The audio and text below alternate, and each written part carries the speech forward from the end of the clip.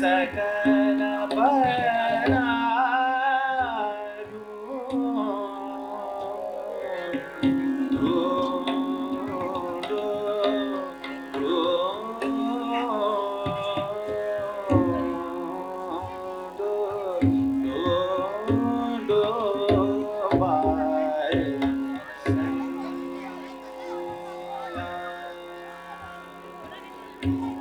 Pare saya do do pare saya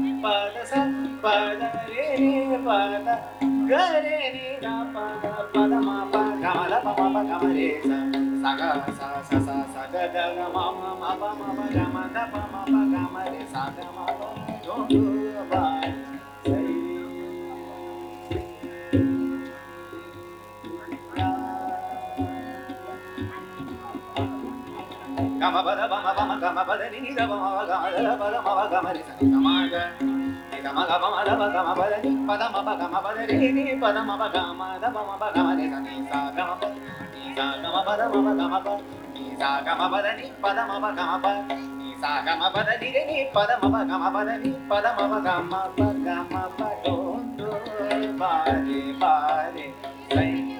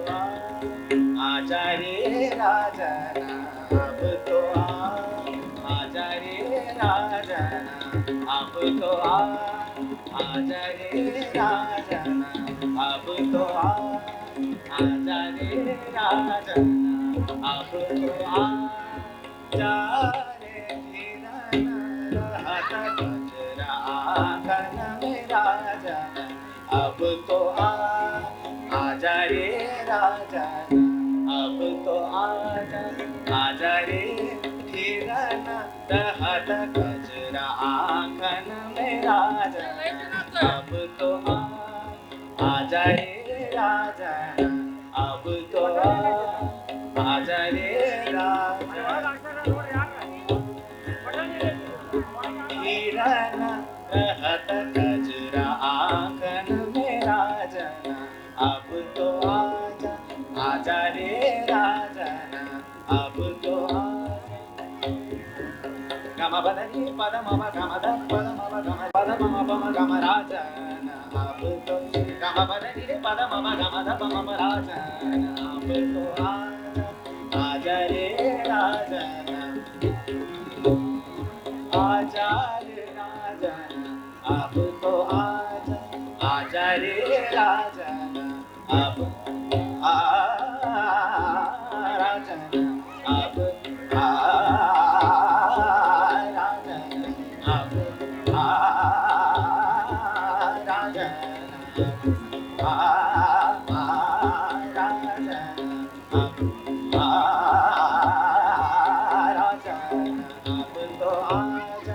आजा रे राजन अब तो आजा अपना सबूरे पिया अपना सबूरे अपना सबूरे पिया अपना सबूरे पिया अपना सबूरे पिया अपना सबूरे पिया अपना सबू सबू अपना सबूरे पिया अपना सबूरे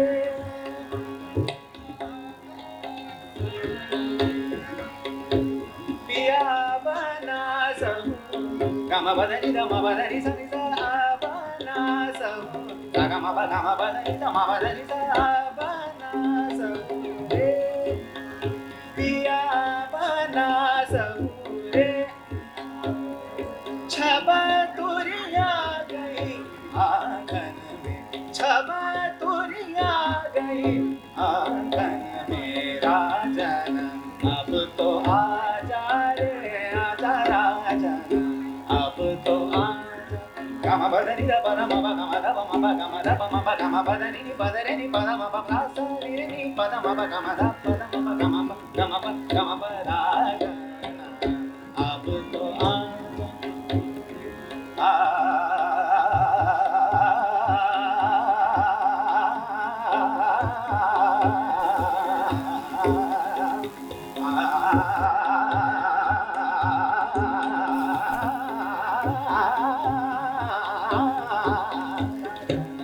अब तो आजा आजा रे राजन अब तो आजा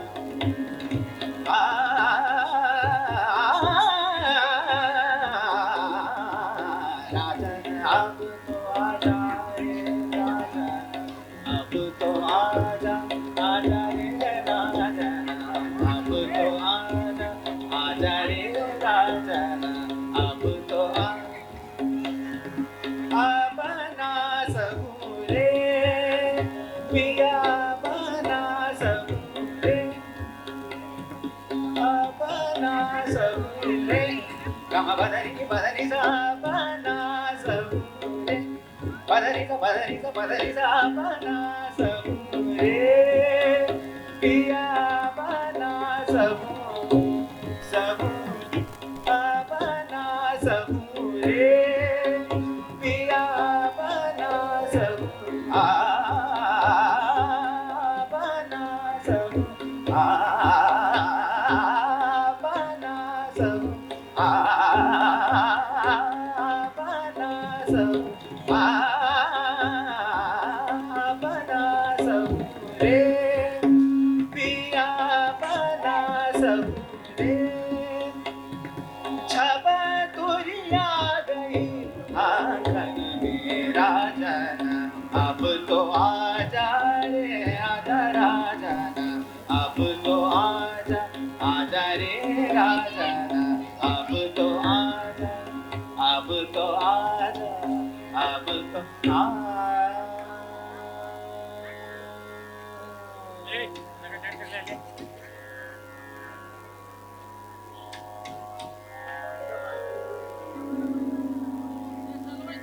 ಚಲೋ ಐತಿ ರೆಕಾರ್ಡಿಂಗ್ ಆನ್ ಐತಿ ನೋಡ್ರಿ.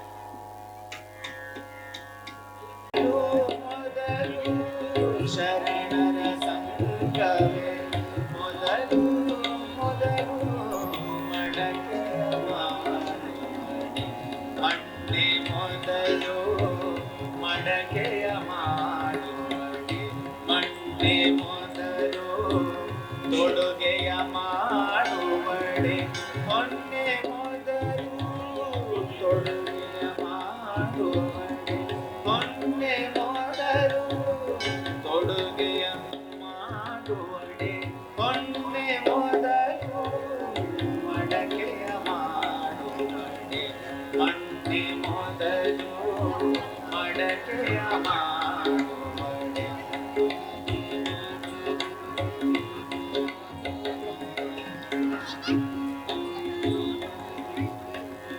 ಶಿವ ಪದಾರಿ ಹೋದೆ ಗುರು ಪಥ ಮೊದಲು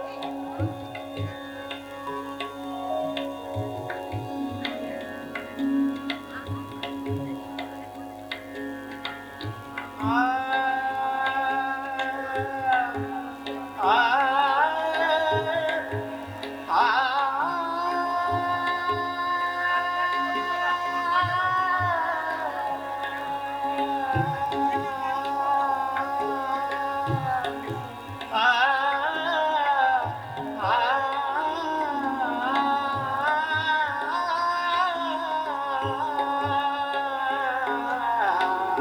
ಶಿವ ಪಥಾರಿ ಹೊಡೆ ಗುರು ಪಥ ಮೊದಲು ಶಿವ ಪಥಾರಿ ಹೊಡೆ ಗುರು ಪಥ ಮೊದಲು ಕೂಡಲ ಸಂಗಮ ದೇವರ ನರಿ ಹೊಡೆ ಕೂಡಲ ಸಂಗಮ ದೇವರ ನರಿ ಹೊಡೆ ಕೂಡಲ ಸಂಗಮ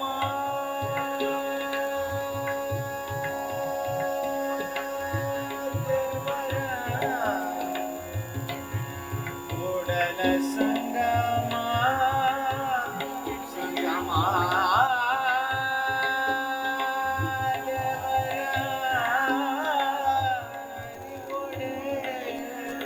ಕೂಡಲ ಸಂಗಮ ದೇವರ ನರಿ ಒಡೆ ಶರಣರ ಸಂಗವೇ ಮೊದಲು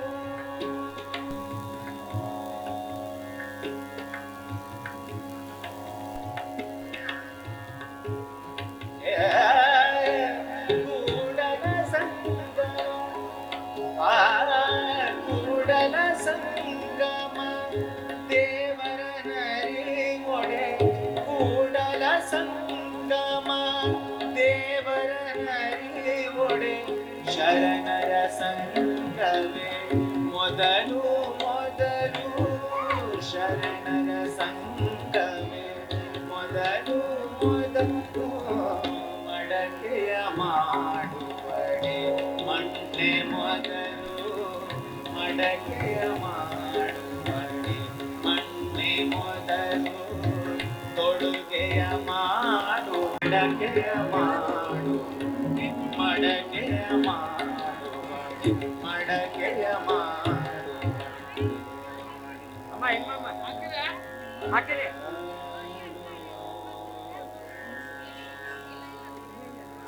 ರೆಕಾರ್ಡ್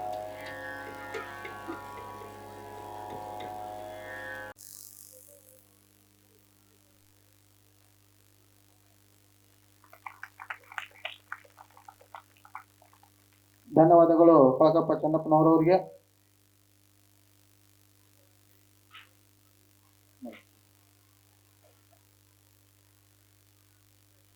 ಎಲ್ಲರೂ ಶಾಂತ ರೀತಿಯಿಂದ ಕುಳಿತುಕೊಂಡು ಈ ಪ್ರವಚನ ಕಾರ್ಯಕ್ರಮವನ್ನು ಆಲಿಸಬೇಕೆಂದು ವಿನಂತಿ.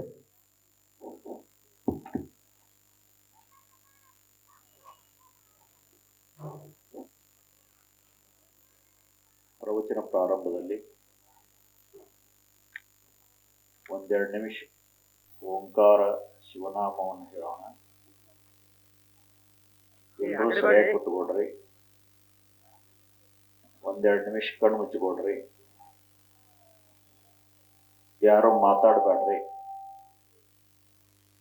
ನಿಮ್ಮ ಲಕ್ಷ್ಯ ಎಲ್ಲ ಈ ಕಡೆ ಇರಬೇಕು.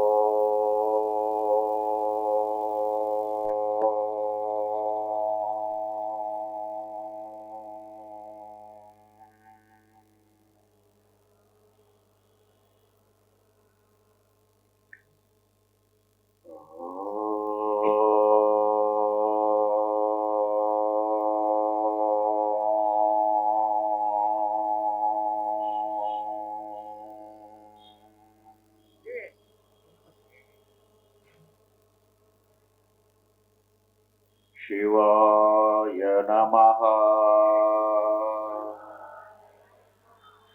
ಓಂ ಶಿವಾಯ ನಮಃ.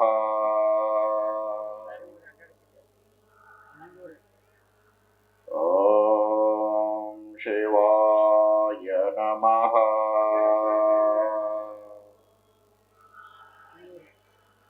ಓಂ ಶಿವಾಯ ನಮಃ.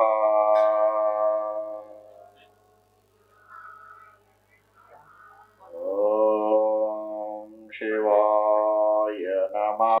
ಗುರುರ್ದೇವೋ ಮಹೇಶ್ವರಃ ಗುರುರ್ ಸಾಕ್ಷಾತ್ ಪರಬ್ರಹ್ಮ ತಸ್ಮೈ ಶ್ರೀ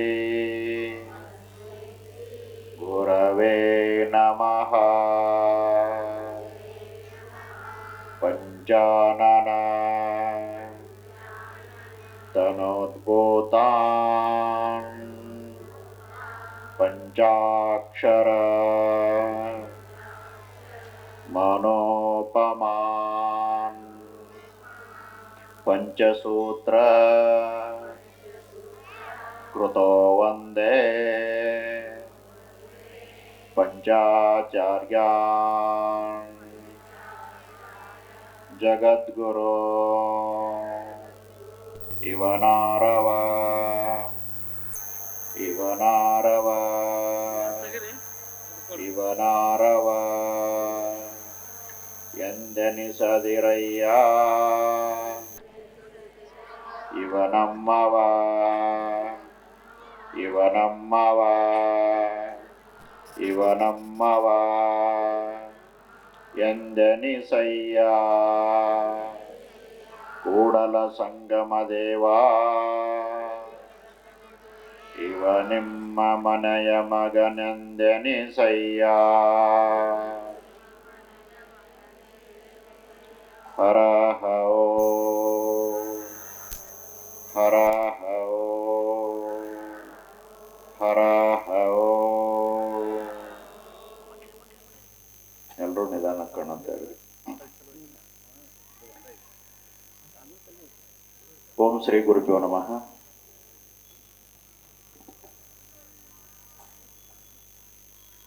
ತ್ರೈಲೋಕ್ಯ ಸಂಪದಾಲಯಕ್ಕೆ ಸಮುಲ್ಲೇಖನ ಬಿತ್ತಯೇ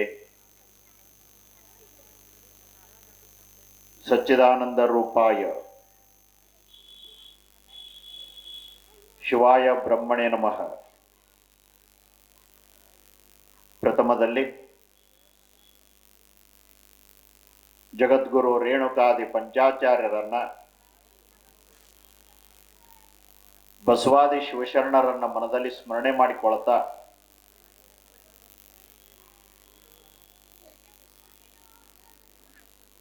ನಿಮ್ಮೆಲ್ಲರ ಆರಾಧ್ಯ ದೈವ ಮಹಾಮಹಿಮ ಕರ್ತೃಶ್ರೀ ವೀರಭದ್ರ ಸ್ವಾಮಿಯನ್ನ ಸ್ಮರಿಸಿ ಬೆಟಗೇರಿಯ ವೀರಭದ್ರೇಶ್ವರ ದೇವಸ್ಥಾನದ ಶತಮಾನೋತ್ಸವ ಕಾರ್ಯಕ್ರಮ ಈ ಕಾರ್ಯಕ್ರಮದಲ್ಲಿ ಸಂಗೀತ ಸೇವೆಯನ್ನು ನೀಡುತ್ತಲಿರುವ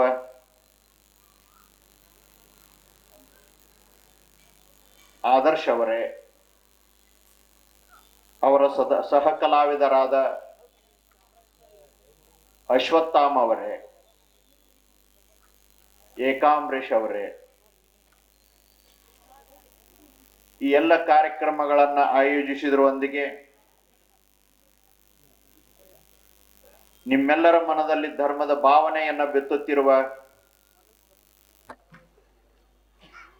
ಈ ದೇವಸ್ಥಾನದ ಸೇವಾ ಸಮಿತಿಯ ಎಲ್ಲ ಭಕ್ತ ಬಂಧುಗಳೇ, ಈ ಪುರಾಣ ಪ್ರವಚನ ಕಾರ್ಯಕ್ರಮದಲ್ಲಿ ಪಾಲ್ಗೊಂಡು ಶ್ರೀ ವೀರಭದ್ರ ದೇವರ ಚರಿತ್ರೆಯನ್ನ ಭಕ್ತಿಯಿಂದ ಆಲಿಸಲು ಬರುತ್ತಿರುವ ಎಲ್ಲ ಶರಣಿಯರೇ, ನಿಮ್ಮೆಲ್ಲರ ಅಂತರಾತ್ಮಕ್ಕೆ ಅನಂತ ಶರಣು.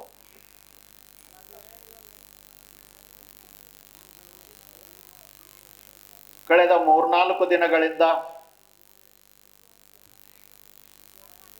ಪಂಡಿತ್ ಪುಟ್ಟರಾಜ ಕವಿ ಗವಾಯಿಗಳವರು ವಿರಚಿತ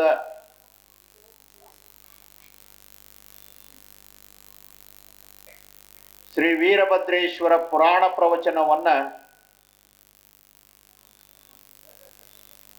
ನಾವೆಲ್ಲರೂ ಕೂಡ ಆಲಿಸಿಕೊಂಡು ಬರ್ತಾ ಇದ್ದೇವೆ.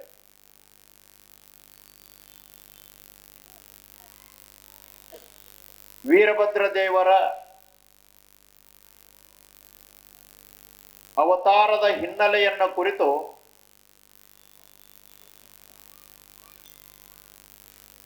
ನಿನ್ನೆಯವರೆಗೂ ಕೂಡ ನಾವು ಚಿಂತನೆ ಮಾಡಿಕೊಂಡು ಬಂದಿದ್ದೇವೆ.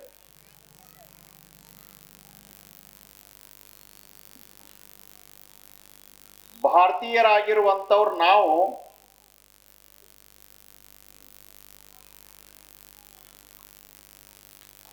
ದೇವರ ಬಗ್ಗೆ ಅಪಾರವಾಗಿರುವಂತ ಶ್ರದ್ಧೆ ನಂಬಿಕೆಗಳನ್ನ ನಾವು ಇಟ್ಕೊಂಡು ಬಂದಿರ್ತೇವೆ.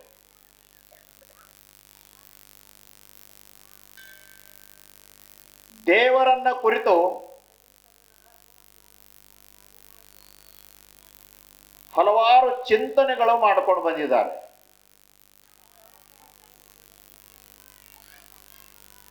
ದೇವರ ಸ್ವರೂಪ, ದೇವರ ಅಸ್ತಿತ್ವವನ್ನ ವೇದಾಗಮ ಉಪನಿಷತ್ತುಗಳು ಸುಂದರವಾಗಿ ಬರ್ಕೊಂಡು ಬರ್ತಾವ. ಹಾಗೇನೆ ಇನ್ನು ಕೆಲವೊಂದಿಷ್ಟು ಚಿಂತನಕಾರರು ದೇವರ ಅಸ್ತಿತ್ವವನ್ನ ಒಪ್ಪದೇ ಇರೋದನ್ನ ನಾವು ಕಂಡುಕೊಂಡು ಬರ್ತೇವೆ.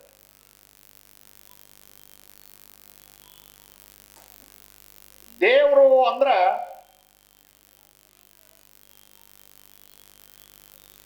ಈ ಜಗತ್ತಿನ ಈ ಸೃಷ್ಟಿಯ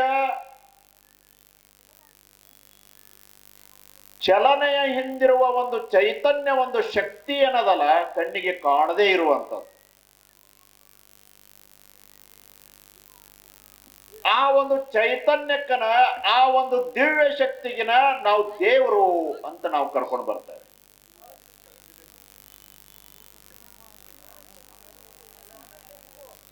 ಆ ನಿರಾಕಾರ ನಿರ್ಗುಣನಾಗಿರುವಂತ ಪರಮಾತ್ಮನನ್ನ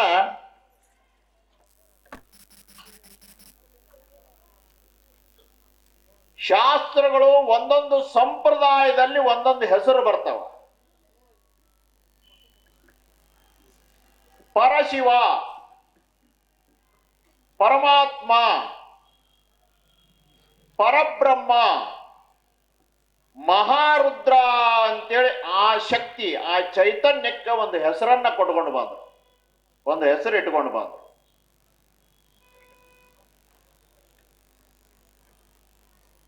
ಆ ನಿರಾಕಾರ ಒಬ್ಬನೇ ಆಗಿರುವಂತ ದೇವರನ್ನ ಬೇರೆ ಬೇರೆ ಸ್ವರೂಪದೊಳಗ ಬೇರೆ ಬೇರೆ ಹೆಸರಿನಿಂದ ಆರಾಧನೆ ಮಾಡಿಕೊಂಡು ಬರುವ ಪದ್ಧತಿಯನ್ನ ನಾವು ಕಂಡುಕೊಂಡು ಬರ್ತೇವೆ.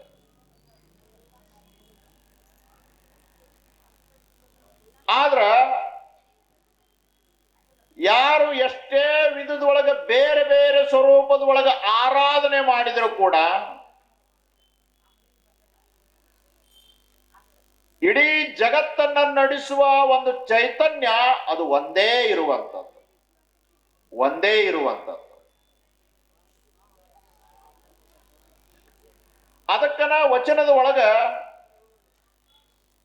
ದೇವನೊಬ್ಬ ನಾಮ ಹಲವು, ದೇವರು ಒಬ್ಬನೇ ಹೆಸರುಗಳು ಬೇರೆ ಬೇರೆ ಅನ್ನೋ ಮಾತನ್ನ ಕಂಡುಕೊಂಡ್ಬರ್ತೇವೆ. ಹಾಗೇನೆ ಸಿದ್ಧಾಂತ ಶಿಖಾಮಣಿ ಗ್ರಂಥದ ಒಳಗ ಏಕ ಏವ ಶಿವ ಸಾಕ್ಷಾತ್ ಚಿದಾನಂದಮಯೋ ವಿಭು ನಿರ್ವಿಕಲ್ಪೋ ನಿರಾಕಾರೋ ನಿರ್ಗುಣೋ ನಿಷ್ಪ್ರಪಂಚಕ ಅಂತೇಳಿ ಆ ದೇವರನ್ನ ವರ್ಣನೆ ಮಾಡ್ಕೊಂಡು ಬರ್ತಾರೆ. ಶಿವ ಏಕ ಏವ, ದೇವರು ಒಬ್ಬನೇ, ದೇವರು ಒಬ್ಬನೇ. ಆ ದೇವರಿಗೆ ವಿಜಾತಿ ಭೇದ ಇಲ್ಲ, ಸಜಾತಿ ಭೇದ ಇಲ್ಲ, ಸ್ವಗತ ಭೇದನೂ ಇಲ್ಲ. ಅವನು ಒಬ್ಬನೇ, ಅವನು ಒಬ್ಬನೇ. ಏನಿದು ವಿಜಾತಿ ಭೇದ, ಸಜಾತಿ ಭೇದ, ಸ್ವಗತ ಭೇದ ಅಂತಂದ್ರ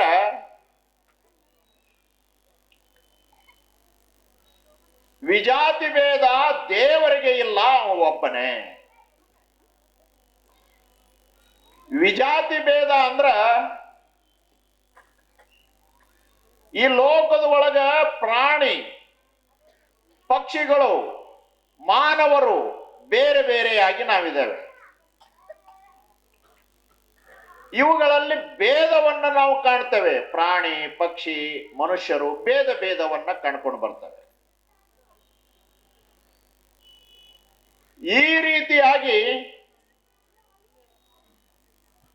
ಆ ದೇವರು ಪರಮಾತ್ಮನಲ್ಲಿ ಭೇದ ಇಲ್ಲ, ಅವ ಒಬ್ಬನೇ. ನಮ್ಮಲ್ಲಿ ಅದವು ಪ್ರಾಣಿ ಪಕ್ಷಿ ಮನುಷ್ಯರು ಬೇರೆ ಬೇರೆ ವಿಧಗಳನ್ನ ನಾವು ಕಾಣ್ತೇವೆ. ಇನ್ನ ದೇವರಿಗೆ ಸಜಾತಿ ಭೇದ ಇಲ್ಲ, ಒಬ್ಬನೇ. ಸಜಾತಿ ಭೇದ ಇಲ್ಲ. ಸಜಾತಿ ಭೇದ ಅಂದ್ರ ನಾವಿಲ್ಲಿ ಬಹಳ ಜನ ಕೂಡಿದ್ದೇವೆ, ಬಹಳ ಜನ ನಾವೆಲ್ಲ ಕುಳಿತಿದ್ದೇವೆ. ಎಲ್ಲಾರು ಒಂದೇ ನಮೂನಿ ಅದೇವಿನ? ಎಲ್ಲಾರು ಒಂದೇ ತರ ಅದೇವಿ? ಒಬ್ರು ಕರ್ರಗದೇವಿ, ಒಬ್ರು ಬೆಳ್ಳಗದೇವಿ, ಒಬ್ರು ಎತ್ತರ ಅದೇವಿ, ಒಬ್ರು ಕುಳ್ಳದೇವಿ, ಒಬ್ರು ಗಿಡ್ಡದೇವಿ, ಒಬ್ರು ತೆಳ್ಳಗದೇವಿ, ಒಬ್ಬೊಬ್ರು ದಪ್ಪದೇವಿ. ನಮ್ಮ ಆಕಾರಗಳು ಒಂದೊಂದರ ಅದಾವ. ಮನುಷ್ಯರಲ್ಲಿ ಸಜಾತಿ ಒಂದೇ.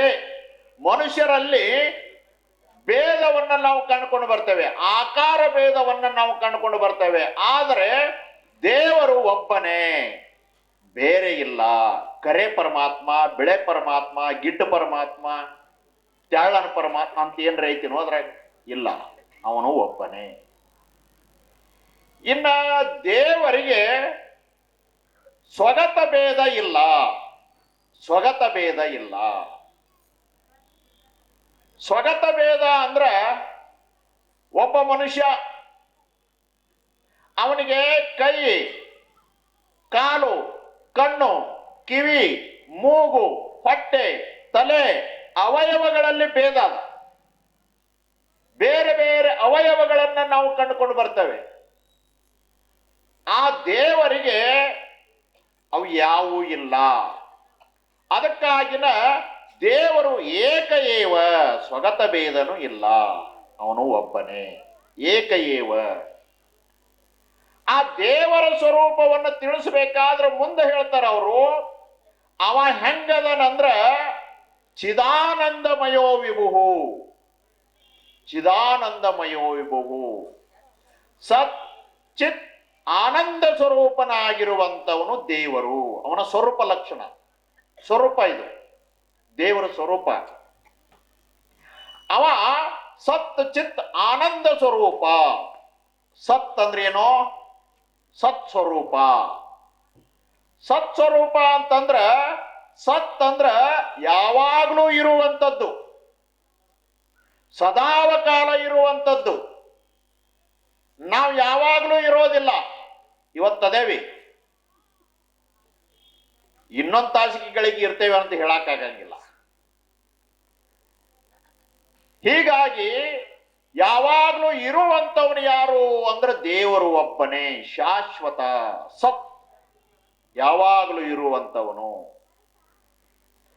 ಆ ಸತ್ತನ್ನ ಯಾರು ಅರ್ತಿರ್ತಾರೋ ಅವರಿಗಿನ ನಾವು ಸಂತರು ಅಂತ ನಾವು ಕರಿತೇವೆ, ಮಹಾತ್ಮರು ಅಂತ ನಾವು ಕರ್ಕೊಂಡು ಬರ್ತೇವೆ. ಯಾವುದಾದ್ರೂ ಒಬ್ಬ ವ್ಯಕ್ತಿ ಮರಣ ಹೊಂದಿದ್ನು ಅಂತಂದ್ರ ನೀವೇನಂತೀರಿ? ಸತ್ ಹೋದ. ಹೌದಿಲ್ಲ? ಸತ್ ಹೋದ, ಸತ್ ಹೋದ ಅಂತ ನೀವೇ ಅಂತಿರ್ತೀರಿ. ಅಂದ್ರೇನು? ಅವನಲ್ಲಿ ಶಾಶ್ವತವಾಗಿರುವಂಥದ್ದಿರ್ತದ ಪರಮಾತ್ಮನ ಅಂಶ, ಅದು ಸತ್, ಯಾವಾಗಲೂ ಇರುವಂಥದ್ದು. ಸತ್ ಹೋದ ಅಂದ್ರ ಅವನಲ್ಲಿರುವ ಪರಮಾತ್ಮ ಬಿಟ್ಟು ಹೋದ, ಸತ್ ಹೋದ, ಸತ್ ಅವನು ಹೊರಟು ಹೋದ. ಶಾಶ್ವತವಾಗಿರುವಂಥದ್ದು, ಹೊಸ ಶರೀರ ಪಡ್ಕೊಳ್ಳುವಂಥದ್ದು. ಹೀಗೆ ಆ ಸತ್ ಅಂದ್ರೆ ದೇವರ ಸ್ವರೂಪ, ಅಂದ್ರೆ ಯಾವಾಗಲೂ ಇರುವಂಥವನು, ಅವನು ಎಂದಿಗೂ ಬದಲಾಗುವುದಿಲ್ಲ. ಆಕಾರ ನಮ್ಮದು ಬದಲಾಗ್ತದ. ಸಣ್ಣವರಿದ್ದಾಗ ಒಂಥರ ಇದ್ರಿ, ಯೌವನದೊಳಗೆ ಒಂಥರ ಇದ್ರಿ, ಮುದುಕರಾದ್ಮೇಲೆ ಈಗ ಒಂಥರ ಆಗಿರಿ, ಮುಂದೆ ಇನ್ನು ಆಕಾರ ಬದಲಾಕೊಂತ ಹೋಗ್ತದ. ಅವನ ಆಕಾರ ಬದಲಾಗೋದಲ್ಲ. ಯಾಕ? ಅವ ಯಾವಾಗಲೂ ಇರುವಂಥವನು, ಅವನಿಗೆ ಮರಣ ಇಲ್ಲ, ಅವನಿಗೆ ಜನನ ಇಲ್ಲ, ಸದಾವಕಾಲ ಇರುವಂಥವನಿಗೆ ಸತ್ ಅಂತ ನಾವು ಕರ್ಕೊಂಡು ಬರ್ತೇವೆ. ಇನ್ನ ಎರಡನೇದ್ದು ಪರಮಾತ್ಮನ ಸ್ವರೂಪ ಅಂದ್ರೆ ಚಿತ್ ಸ್ವರೂಪ. ಚಿತ್ ಸ್ವರೂಪ ಅಂತಂದ್ರ, ಚಿತ್ ಅಂದ್ರೆ ಬೆಳಕು, ಬೆಳಕಿನ ಸ್ವರೂಪ ದೇವರು. ನೀವೆಲ್ಲ ಬದುಕಬೇಕಾದ್ರ ನಿಮಗ ಒಂದು ಬೆಳಕಿನ ಅವಶ್ಯಕತೆ ಅದ. ಮನೆ ಒಳಗ ಲೈಟ್ ಹೋಯ್ತು ಅಂದ್ರೆ ಏನ್ ಮಾಡ್ತೀರಿ? ಕತ್ಲಾಯ್ತು ಅಂದ್ರೆ ಏನ್ ಮಾಡ್ತೀರಿ? ಇನ್ನೊಂದು ಬೆಳಕಿನ ಅವಶ್ಯಕತೆ ನಿಮಗದ. ಬೆಳಕು ಮಾಡ್ಕೊಳ್ತೀರಿ, ಲೈಟ್ ಹಚ್ಕೊಳ್ತೀರಿ, ದೀಪ ಹಚ್ಕೊಳ್ತೀರಿ, ನಿಮಗ ಮತ್ತೊಂದು ಬೆಳಕಿನ ಅವಶ್ಯಕತೆ ಅದ. ನಿಮ್ಮೆಲ್ಲರಿಗೂ ಮತ್ತೊಂದು ಬೆಳಕಿನ ಅವಶ್ಯಕತೆ ಅದ. ದೇವರಿಗೆ ಲೈಟು, ಲಾಟಣ, ದೀಪ ಇವೇನ್ರಿ ಬೇಕಾಕವನು?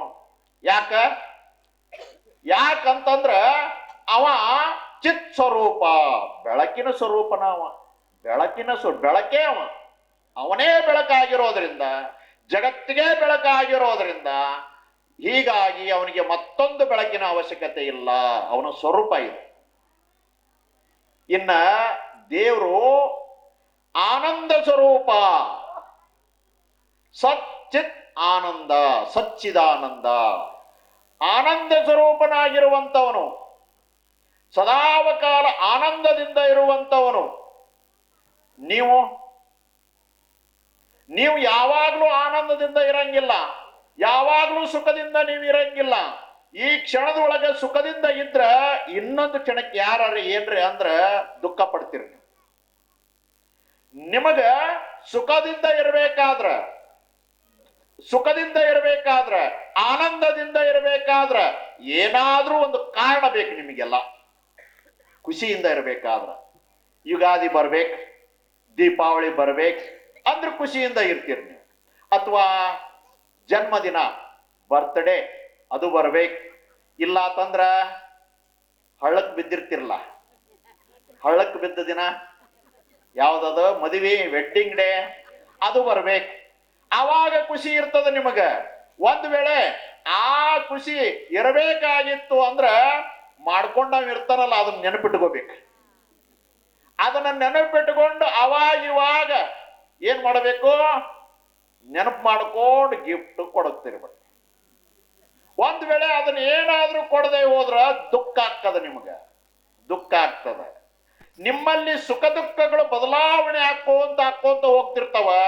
ಸದಾವಕಾಲ ಸುಖಿಗಳು ನೀವಲ್ಲ, ದುಃಖವೇ ಹೆಚ್ಚದ.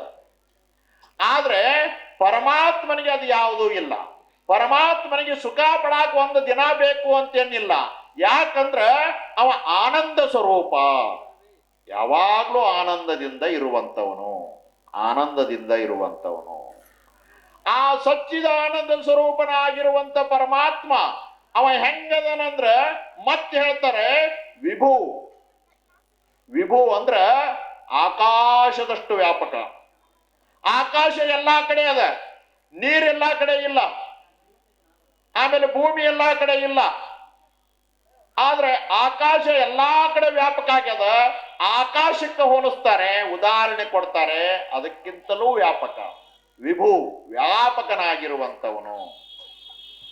ಆ ವ್ಯಾಪಕನಾಗಿರುವಂತ ಪರಮಾತ್ಮನಿಗೆ ಒಂದು ಹೆಸರು ಕೊಡ್ತಾರೆ. ಮತ್ತೆ ಹೆಂಗದನಂದ್ರೆ ನಿರಾಕಾರ, ನಿರ್ಗುಣ, ನಿಷ್ಪ್ರಪಂಚಕ, ಪ್ರಪಂಚ ಅವನಿಗಿಲ್ಲ. ಹೀಗೆ ಆ ದೇವರ ಸ್ವರೂಪವನ್ನ ನಾವು ಕಂಡುಕೊಂಡು ಬರ್ತೇವೆ. ಆ ದೇವರು ನಿರಾಕಾರನಾಗಿರುವಂತವನು. ಅವನಿಗೆ ಒಂದು ಹೆಸರದ.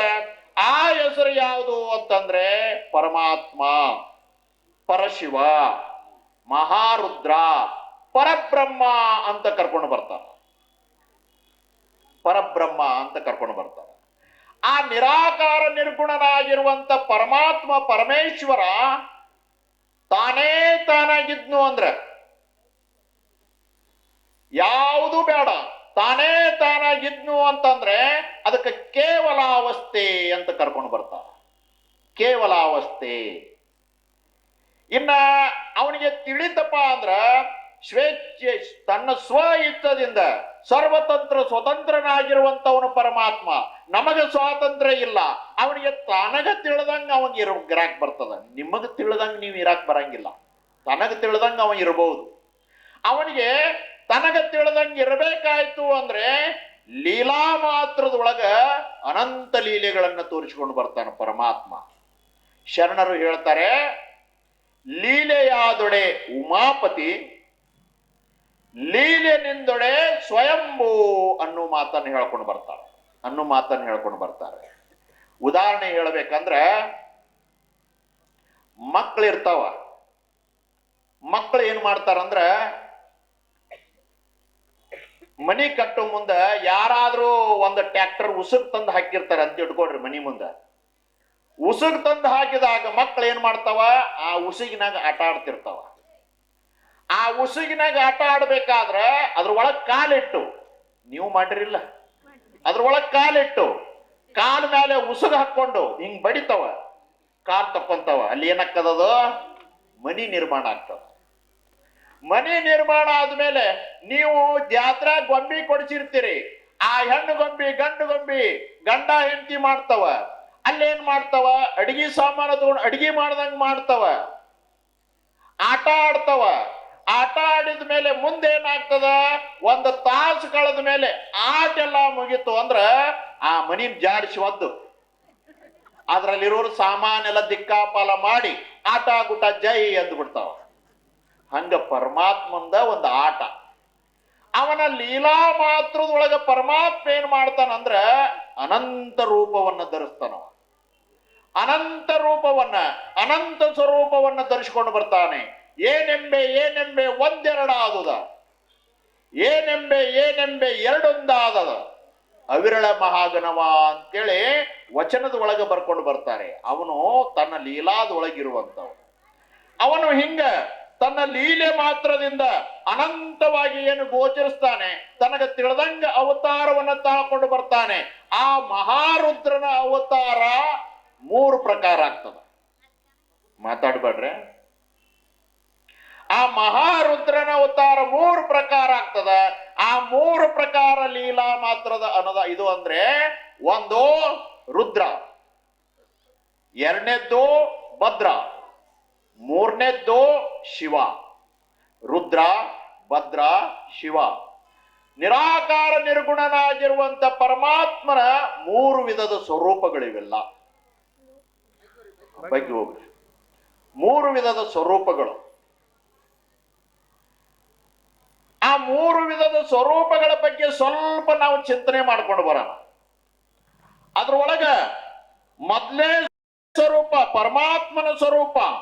ಪರಮಾತ್ಮನ ಸಾಕಾರ ಸ್ವರೂಪ, ಕಣ್ಣಿಗೆ ಕಾಣುವ ಸ್ವರೂಪ, ಐತಿಹಾಸಿಕ ವ್ಯಕ್ತಿ. ಪರಮಾತ್ಮ ಕಣ್ಣಿಗೆ ಕಾಣುವಂತೆ ಪ್ರತ್ಯಕ್ಷ ಹಾಕೊಂಡು ಬರ್ತಾನೆ. ತನ್ನ ಲೀಲಾ ಮಾತ್ರದಿಂದ ಅವತಾರ ತಾಳ್ಕೊಂಡು ಬರ್ತಾನೆ. ಮೊಟ್ಟ ಮೊದಲನಿಗೆ ಆ ಅವತಾರ ಯಾವುದು ಅಂದ್ರೆ ಮಹಾರುದ್ರನ ಅವತಾರವೇ ರುದ್ರ. ರುದ್ರ ಸಾಕಾರ ಸ್ವರೂಪ, ರುದ್ರ ಐತಿಹಾಸಿಕ ವ್ಯಕ್ತಿ. ಲಕ್ಷ್ಯ ಕೊಡ್ರೆ ಬಹಳ ವಿಷಯ ಇದು ಅದ. ರುದ್ರ ಐತಿಹಾಸಿಕ ವ್ಯಕ್ತಿ. ಹಾಗೇನೆ ದ್ರಾವಿಡ ಸಂಸ್ಕೃತಿ ಅಂತ ನಾವು ಏನು ಕರ್ಕೊಂಡು ಬರ್ತೇವೆ, ಆರ್ಯ ಸಂಸ್ಕೃತಿ, ದ್ರಾವಿಡ ಸಂಸ್ಕೃತಿ ಬಗ್ಗೆ ಬಹಳಷ್ಟು ಚಿಂತನೆಗಳು ಮಾಡ್ಕೊಂಡು ಬರ್ತಾರೆ. ಆರ್ಯ ಸಂಸ್ಕೃತಿ, ದ್ರಾವಿಡ ಸಂಸ್ಕೃತಿ ಅದು ಯಾವುದು ಭೇದ ಇಲ್ಲ, ಎಲ್ಲ ಒಂದೇ ಅನ್ನೋರು ಅದಾರ? ಇಲ್ಲ ಇಲ್ಲ. ದ್ರಾವಿಡ ಸಂಸ್ಕೃತಿ, ದಕ್ಷಿಣದ ದೇಶಗಳು ಏನದಾವಲ್ಲ ದ್ರಾವಿಡ ಸಂಸ್ಕೃತಿ, ದ್ರಾವಿಡ ಭಾಷೆಗಳು, ಆ ಉತ್ತರ ಭಾಗದ ಒಳಗಿರುವಂಥದ್ದೆಲ್ಲ ಆರ್ಯ ಸಂಸ್ಕೃತಿ ಅಂತ ಭಾಗ ಮಾಡಿ ಹೇಳೋರು ಅದಾರ. ಇದ್ರ ಒಳಗೆ ರುದ್ರ ದ್ರಾವಿಡ ಸಂಸ್ಕೃತಿಯ ಮೂಲ ಪುರುಷ, ದ್ರಾವಿಡ ಸಂಸ್ಕೃತಿಯ ಮೂಲ ಪುರುಷ. ಇವತ್ತು ಕೃಷಿ ಮಾಡ್ಕೊಂಡು ಬರ್ತೇವೆ ನಾವೆಲ್ಲ, ಬೇಸಾಯ, ವ್ಯವಸಾಯ. ಆ ವ್ಯವಸಾಯ, ಆ ಕೃಷಿಯನ್ನ ಮೊದಲಿಗೆ ಯಾರು ಕಲಿಸಿಕೊಟ್ಟವರು ಅಂತಂದ್ರೆ ರುದ್ರ. ಆ ರುದ್ರ ಮೊದಲಿಗೆ ಅದನ್ನ ನಮಗೆ ಕಲಿಸಿಕೊಡ್ತಾನೆ, ಕೃಷಿ. ಹಾಗೇನೆ ಅವ ಎಲ್ಲಿ ಕೃಷಿ ಮಾಡಿದ್ನು ಅಂತಂದ್ರೆ ರುದ್ರದೇವ ಕೇದಾರ ಅಂತ ನಾವು ಏನು ಕಾಣ್ತೇವೆ. ಕೇದಾರ ಅಂದ್ರೆ ಸಂಸ್ಕೃತದ ಒಳಗೆ ಕ್ಷೇತ್ರ, ಹೊಲ ಅಂತೇಳಿ ಅರ್ಥ ಆಗ್ತದೆ. ಆ ಪ್ರದೇಶದ ಒಳಗೆ ಕೃಷಿಯನ್ನ ಮಾಡಿಕೊಂಡು ಬರ್ತಾನೆ ರುದ್ರ. ಕೃಷಿಯ ಮೂಲ ಪ್ರವರ್ತಕ, ಕೃಷಿಯನ್ನ ಕಲಿಸಿಕೊಟ್ಟವನು ರುದ್ರ. ಇಡೀ ದ್ರಾವಿಡ ಸಂಸ್ಕೃತಿಯ ಮೂಲ ಪುರುಷ ಯಾರು ಅಂದ್ರೆ ರುದ್ರ.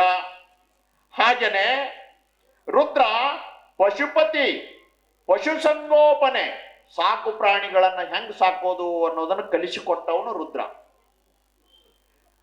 ನೇಪಾಳದೊಳಗ ಪಶುಪತಿನಾಥ ದೇವಾಲಯದ, ನೇಪಾಳಕ್ಕೆ ಹೋಗಿ ಬಂದವ್ರಿಗೆ ಗೊತ್ತಿರ್ತದ, ಪಶುಪತಿನಾಥ ದೇವಾಲಯ ಅಂದ್ರೆ ರುದ್ರನ ದೇವಾಲಯ. ಪಶುಗಳಿಗೆಲ್ಲ ಒಡೆಯ ಯಾರು ಅಂದ್ರೆ ರುದ್ರ. ಆ ಇಡೀ ಲೋಕವನ್ನ ಪರಿಪಾಲನೆ ಮಾಡೋನು ಯಾರು ಅಂದ್ರೆ ರುದ್ರ. ಅದಕ್ಕಾಗಿನ ಅವನಿಗೆ ನೇಪಾಳ ಪ್ರಾಂತೀಯ ವಾಸಿ, ನೇಪಾಳವ ಇರುವಂತ ಜಾಗ. ಆ ರುದ್ರದೇವ ನಮಗೆಲ್ಲವನ್ನು ಕಲಿಸಿಕೊಡ್ತಾನೆ. ನಮ್ಮೆಲ್ಲರ ಮೂಲ ಪುರುಷ ಯಾರು ಅಂದ್ರೆ ರುದ್ರ, ನಿರಾಕಾರ ನಿರ್ಗುಣ ಪರಮಾತ್ಮನ ಸಾಕಾರ ಸ್ವರೂಪದ ಮಗ. ಅವ ಇಲ್ಲಿ ಅವತಾರ ತಾಳೆ ಬರ್ತಾನೆ. ಅವನಿಗೆ ರುದ್ರ ಅಂತ ಯಾಕೆ ಬಂತ ಹೆಸರು? ರುದ್ರ ಅಂತ ಯಾಕೆ ಬಂತು? ಅವನಿಗೆ ಯಾಕ ರುದ್ರ ಅಂತ ಬಂತು ಅಂದ್ರ ದುಃಖಂ ದ್ರಾವಯತಿ ಇತಿ ರುದ್ರ. ಅಂದ್ರೆ ನಮ್ಮ ಲೋಕದ ಜನರ ದುಃಖಗಳನ್ನ ವರ್ಷಾಕಂತವ. ಲೋಕದ ಅವನ ಬಳಿ ಯಾರು ನಡ್ಕೊಳ್ತಾರ, ಅವನಿಗೆ ಯಾರು ಭಕ್ತಿಯಿಂದ ಪೂಜೆ ಮಾಡ್ಕೊಂಡು ಬರ್ತಾರ, ಅವರ ಎಲ್ಲ ದುಃಖಗಳನ್ನ ದೂರ ಮಾಡೋದ್ರಿಂದ ಅವನಿಗೆ ರುದ್ರ ಅಂತ ಬರ್ತದ. ದುಃಖ ಎಷ್ಟದವ್ ನಿಮಗ? ದುಃಖ ಅನಂತದವ್ ನಿಮಗ. ದುಃಖಪೂರ್ಣ ಜೀವನ. ದುಃಖೈರೇಪಿತೈರುಪೇತಸ್ಯ ಕರ್ಮಭೇದಸ್ಯ ದೇಯಿನಃ ಸ್ವರ್ಗೇ ವಾ ಯದಿ ವಾ ಭೂಮೌ ಸುಖಲೇಶೋ ನ ವಿದ್ಯತೆ. ಮನುಷ್ಯ ಕರ್ಮ ಬಂಧನಕ್ಕೆ ಒಳಗಾಗಿ ಅನಂತ ದುಃಖವನ್ನ ಅನುಭವಿಸಿಕೊಂಡು ಬರ್ತಾನೆ. ಸುಖ ಅನ್ನೋದೇ ಜೀವನದ ಒಳಗಿಲ್ಲ ಅಂತ ಹೇಳ್ಕೊಂಡು ಬರ್ತಾರ. ಸುಖ ಇದ್ರೂ ಕೂಡ ಅಲ್ಪ ಸುಖ ಇರ್ತದ. ದುಃಖಂ ಪರ್ವತಮೇವಚ. ದುಃಖ ಪರ್ವತದಷ್ಟು ದುಃಖ ಇರ್ತದ ನಿಮಗ. ದುಃಖ ಎಷ್ಟದ ನಿಮಗ? ಲೆಕ್ಕ ಹಾಕಿರಿನ? ದುಃಖ ಎಷ್ಟದ? ವರ್ಣನೆ ಮಾಡಕ್ಕಾಗಂಗಿಲ್ಲ ಅದನ್ನ.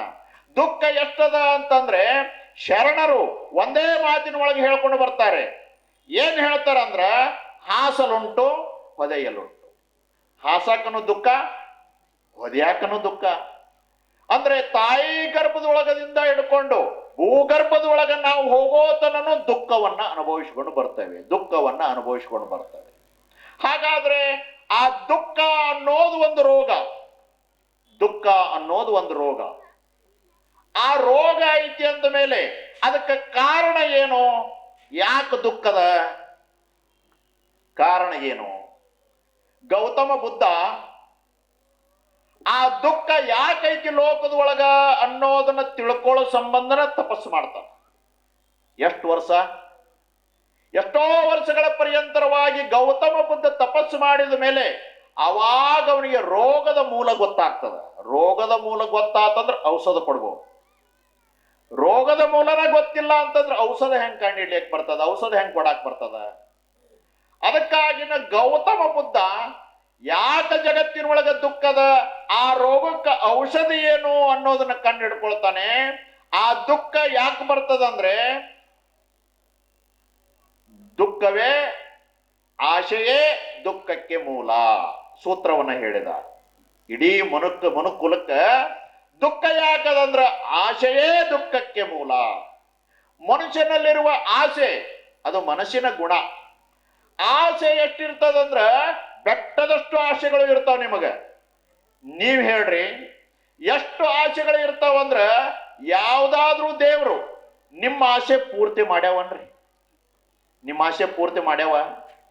ಒಂದ್ ಆಸೆ ಆದ ನಂತರ ಇನ್ನೊಂದು ಆಸೆ, ಇನ್ನೊಂದು ಬಯಕೆ ಆದ್ರ ಇನ್ನೊಂದು ಬಯಕೆ, ಇಷ್ಟು ದೊರಕಿದ್ರೆ ಮತ್ತಷ್ಟರ ಆಸೆ, ಮತ್ತಷ್ಟು ದೊರಕಿದ್ರೆ ಇನ್ನಷ್ಟರ ಆಸೆ, ಕಷ್ಟ ಬೇಡೆಂಬ ಆಸೆ, ಕಡುಸುಕವ ಕಾಂಬ ಆಸೆ, ನಷ್ಟ ಜೀವನದ ಆಸೆ ಪುರಂದರ ವಿಠಲ ಅಂತೇಳಿ ಪುರಂದರದಾಸರು ಬರ್ಕೊಂಡು ಬರ್ತಾರೆ.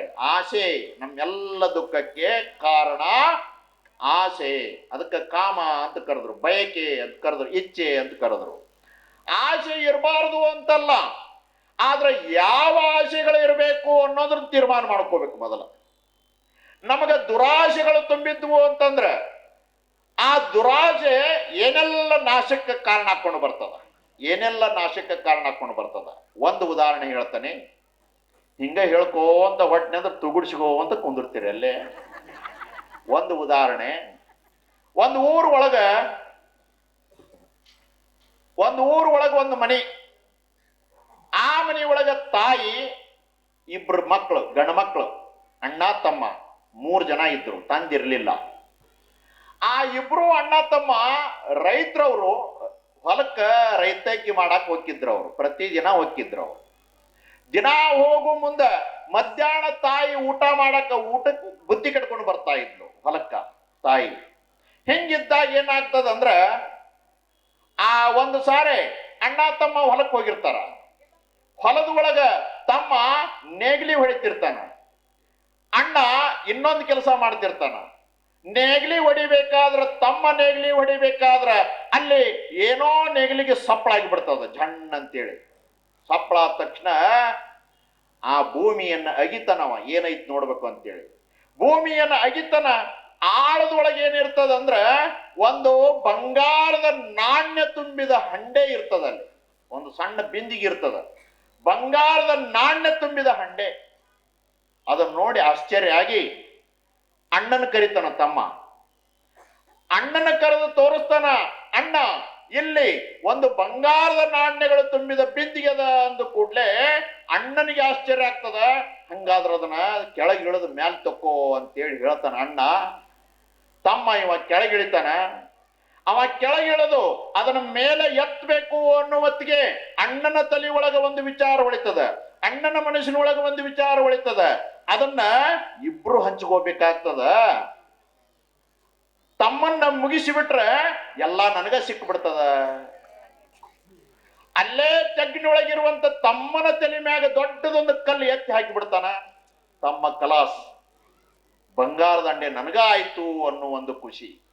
ಅಷ್ಟೊತ್ತಿಗೆ ಏನಾಗ್ತಂದ್ರೆ ತಾಯಿ ಅಲ್ಲಿಗೆ ಬರ್ತಾಳ ಬುತ್ತಿ ಕಟ್ಕೊಂಡು.